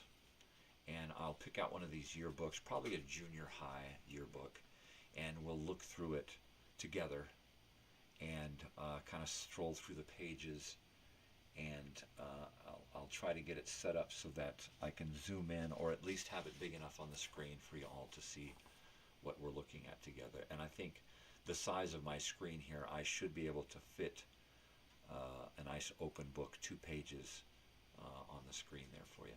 So that's going to be fun. Gosh, I can hardly wait. And then we'll see about a Sunday edition. But Monday, I'm right in the middle of putting together some stuff. I picked out school education films. So we've got a few school education films that we would have watched on, like, say, a Monday morning when you show up and the teacher's hungover and he's like, oh, you guys start the projector, watch the movie, and leave me the fuck alone. I'm going to... And then the teacher's gone, and then, you know, we watch the movie and try to hear it over the teacher snoring. So that'll be happening Monday. I'm also putting together a show for Totally TV Tuesdays. And I've got some stuff picked out. I'm hoping that I get the thumbs up from the YouTube algorithm gods. And as I mentioned before, that my house is awake now, so we have the ambient noises of dogs and people strolling about doing things, which occurs quite often during the last hour of my show. But that's reality. That's what makes this the realest reality show out there. That and several other things. But I just want to reiterate that tonight's show will be a recorded program. I will not be here for the entirety. But it should be a lot of fun, nonetheless. I am going to poke through my music here really quick and just give you a little bit of taste, see what it tastes like, and leave you with the lava lamp cam for a moment while we enjoy some happy days and lonely nights.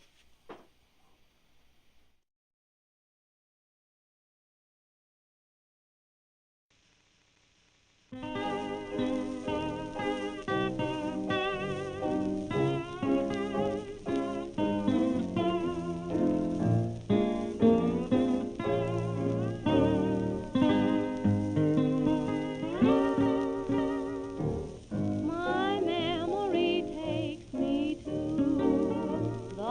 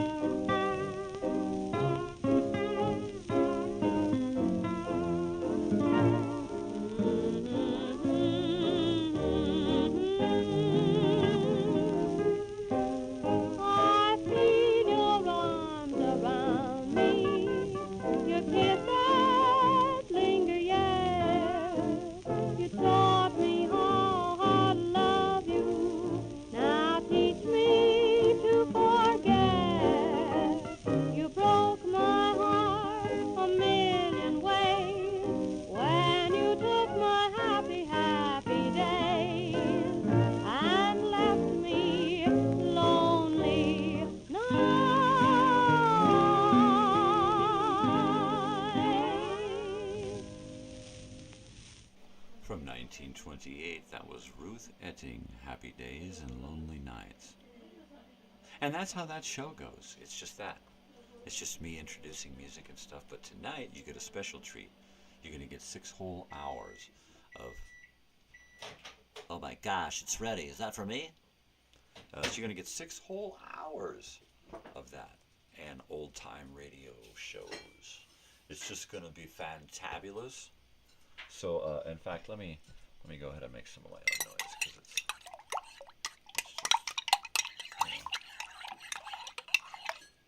it's the time. It's wake-up time. It's time for noise. Hello, dog. Sam, hi. Good morning. How are you? You awake too? How's it going, little buddy? Little Sam's awake. What a good guy. What a good guy. He's walking around the house, checking on everybody, making sure everybody's copacetic, giving everybody a lick. And he knows I'm talking about him. He's giving me the eye. That's all right, Sam. Don't jump on me, dude. Don't attack me. Don't maul me, man. But he's doing his job. He's caretaker. He makes sure everybody is all good, and he's a great guy.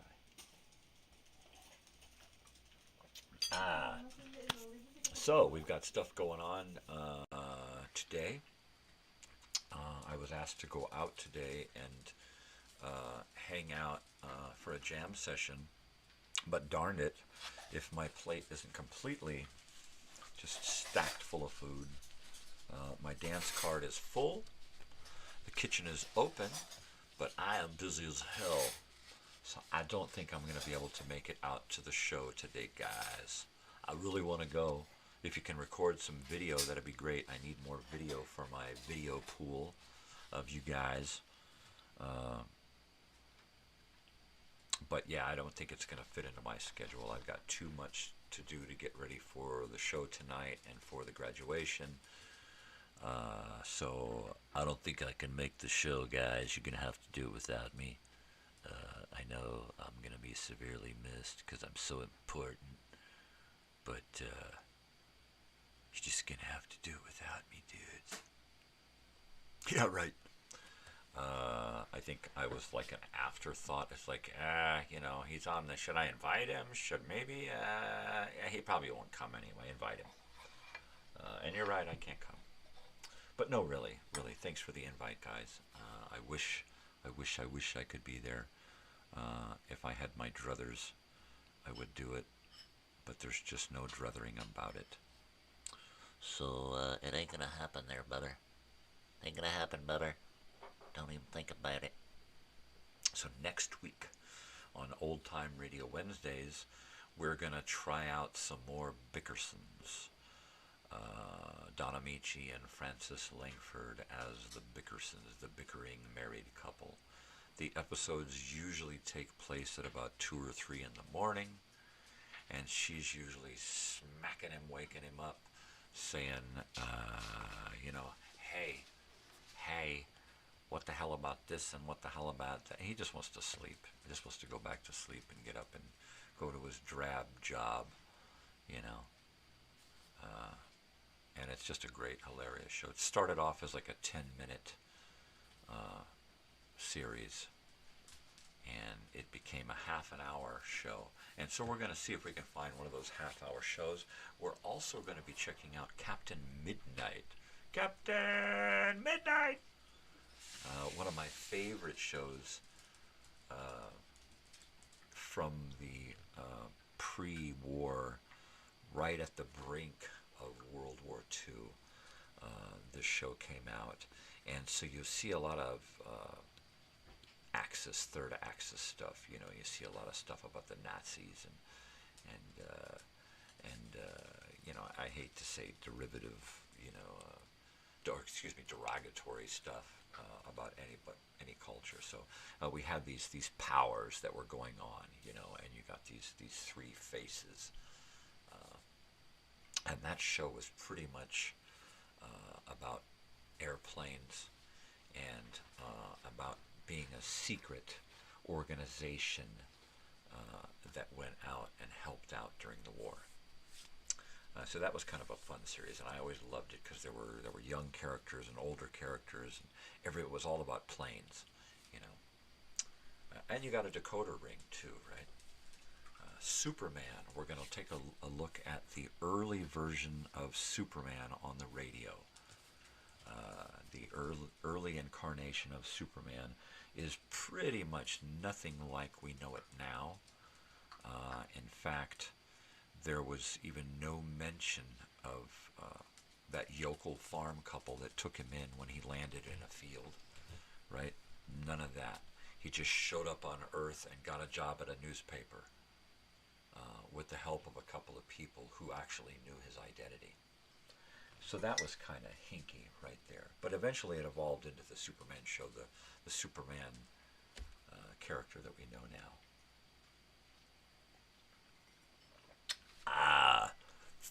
So maybe at some point we can dig up some of that early Superman and Batman serial stuff that was in the theaters before television.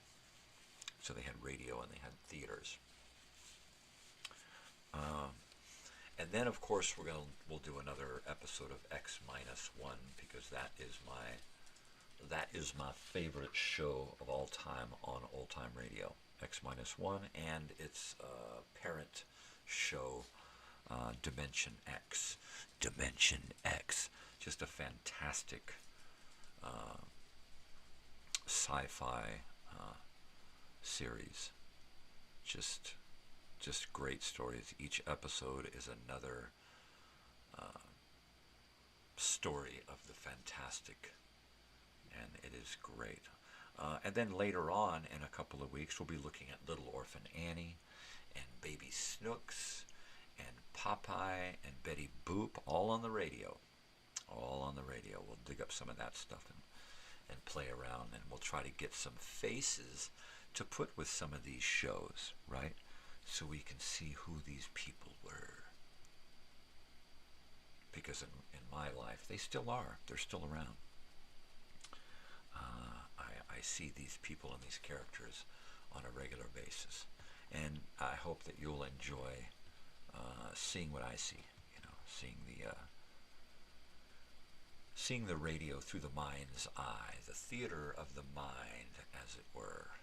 So Old Time Radio Wednesday is all about the theater of the mind and our journey inward from external stimuli. So we're getting close to the last 10 minutes of this morning's show. My house is fully alive. The smell of hot coffee and food is starting to make me a little bit crazy. And I'm probably going to have to get up here and throw myself into the refrigerator open-mouthed and just start chewing. Because at this point, I have been up for about 4 hours now. And all I've had is a couple of cups of coffee and a cereal bar. And I'll be damned if that's just not quite, it's not quite doing it. It's not nutritionally viable on a long-term basis. So once again, this morning we went and saw some of this concert here, The Firm from 1984 and 1985. I attended the March 14th, I believe it was what it was, show at the Inglewood Forum in 1985. Paul Rogers, Jimmy Page, just a fantastic memory. The whole trip down memory lane brought me to tears this morning, and I want to apologize for all of you men out there watching who have no connection to your inner child. Bummer for you, but I really enjoyed that, and remembering that day, because I remember that day. That was a fantastic day, one of the best days of my young life, going to that concert with my brother's best friend. It really, really was.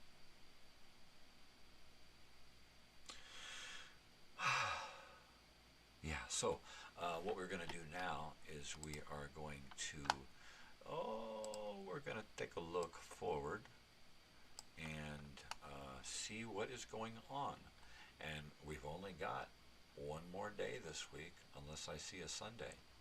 But I'm going to play this for you anyway, because it makes me so happy. It makes me so happy to share this with you.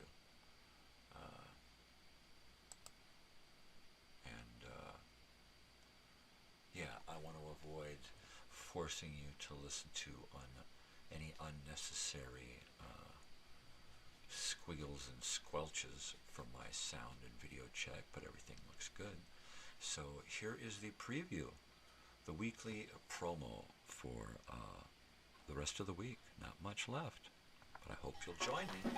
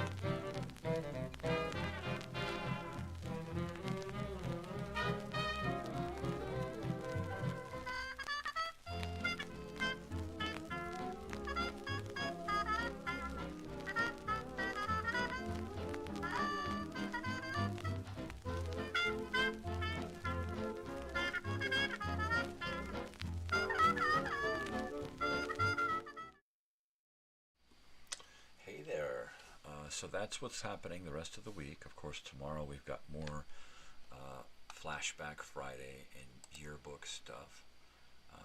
And I really enjoy that. Of course, you have to tune in this evening for Nighttime Nonsense and Nostalgia.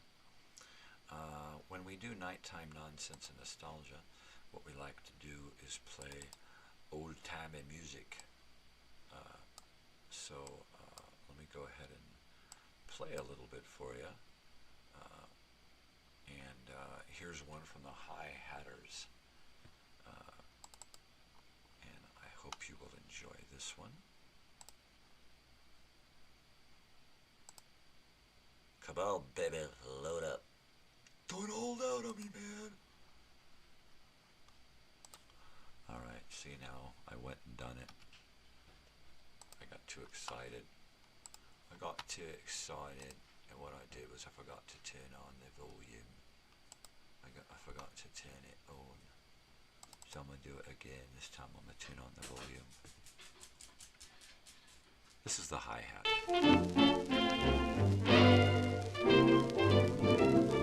Crazy about your smile, free and easy style.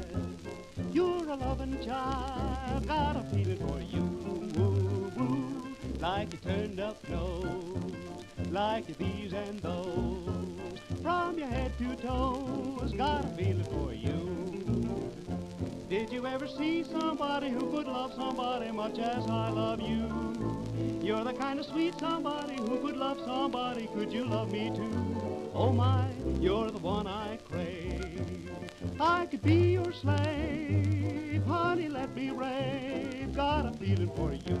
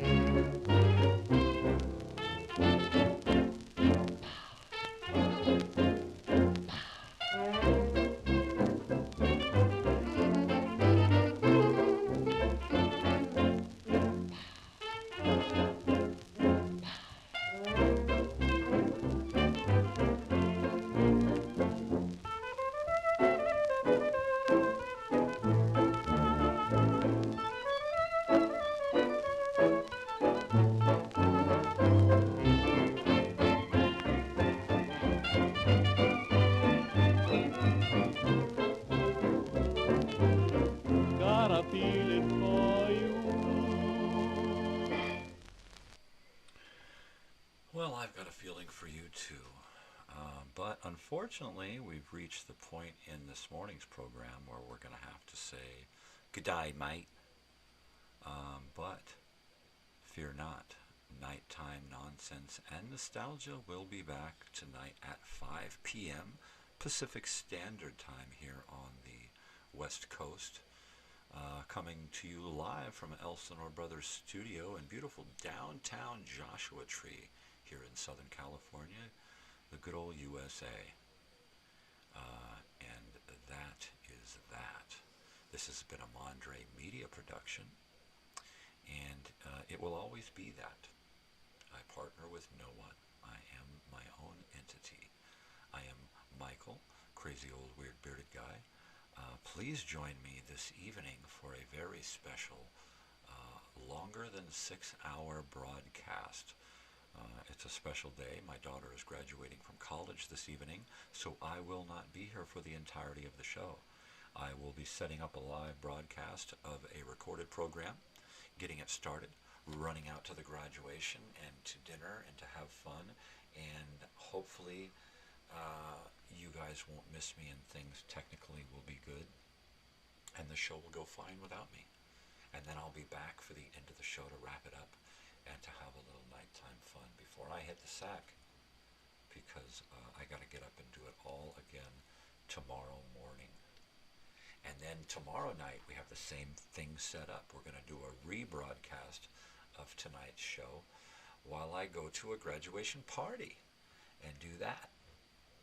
And us old people will probably get the boot pretty quick, so I'll probably be able to join you before the evening's broadcast is done. So won't that be great? I can't wait for this evening. I've already been a little too emotional today and this week, and I'm afraid that I'm probably going to be emotional the rest of the week because of all that's going on. So we have a lot in store for the rest of this week, and I have very, very much of next week planned already, and a lot of goodies, If you look, Rob, my brother called it a duck egg, but if you look at my radio here, there's the Easter egg with my schedule. So please join me tonight. It'll be a lot of fun. I'll be going live between 4:30 and 5, and the show kicks off at 5 o'clock, and I will be leaving you to the program somewhere around 5:15, 5:30, and heading off to the graduation of my daughter Natalie. So I want to thank you for joining me today, and for stopping in and having a lot of fun. Go Fighting Cacti. This is her last day officially of being a Fighting Cacti. So I want to take advantage of wearing that shirt and showing support. Showing support for the colors. So let me go ahead and boot up the end credits for this morning. And I want to thank everybody for making this show possible. Without you all, I would be just a guy here rambling by myself. So thank you for joining me. Have a great, peaceful day. Be kind to people, and stay weird. Love ya.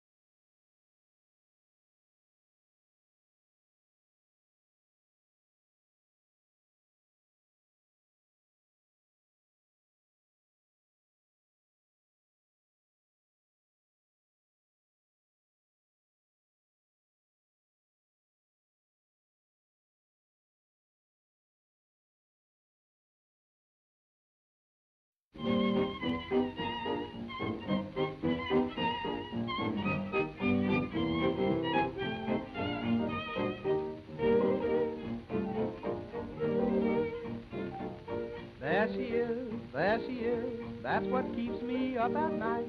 Oh gee whiz, that's why I can't eat a bite. Those flaming eyes, that flaming youth. Oh mister, oh sister, tell me the truth.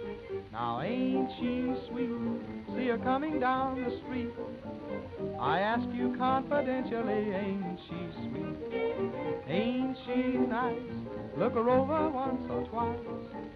I ask you confidentially, ain't she nice? Cast an eye in her direction. Oh me, oh my, ain't that perfection? I repeat, don't you think that's kind of neat? I ask you confidentially, ain't she sweet?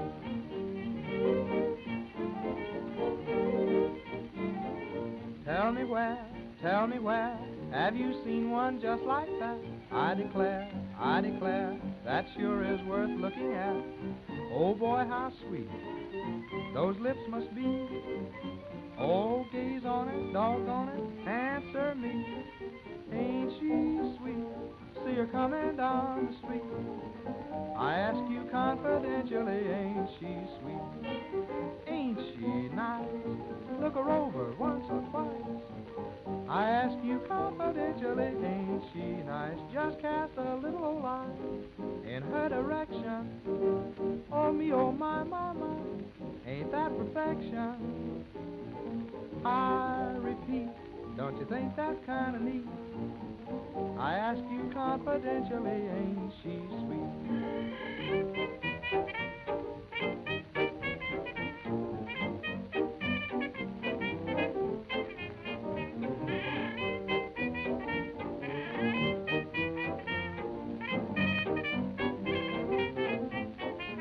Just cast an eye, why, in her direction. Oh me, oh my, ain't that perfection? I repeat, don't you think that's kind of neat? I ask you confidentially, ain't she sweet?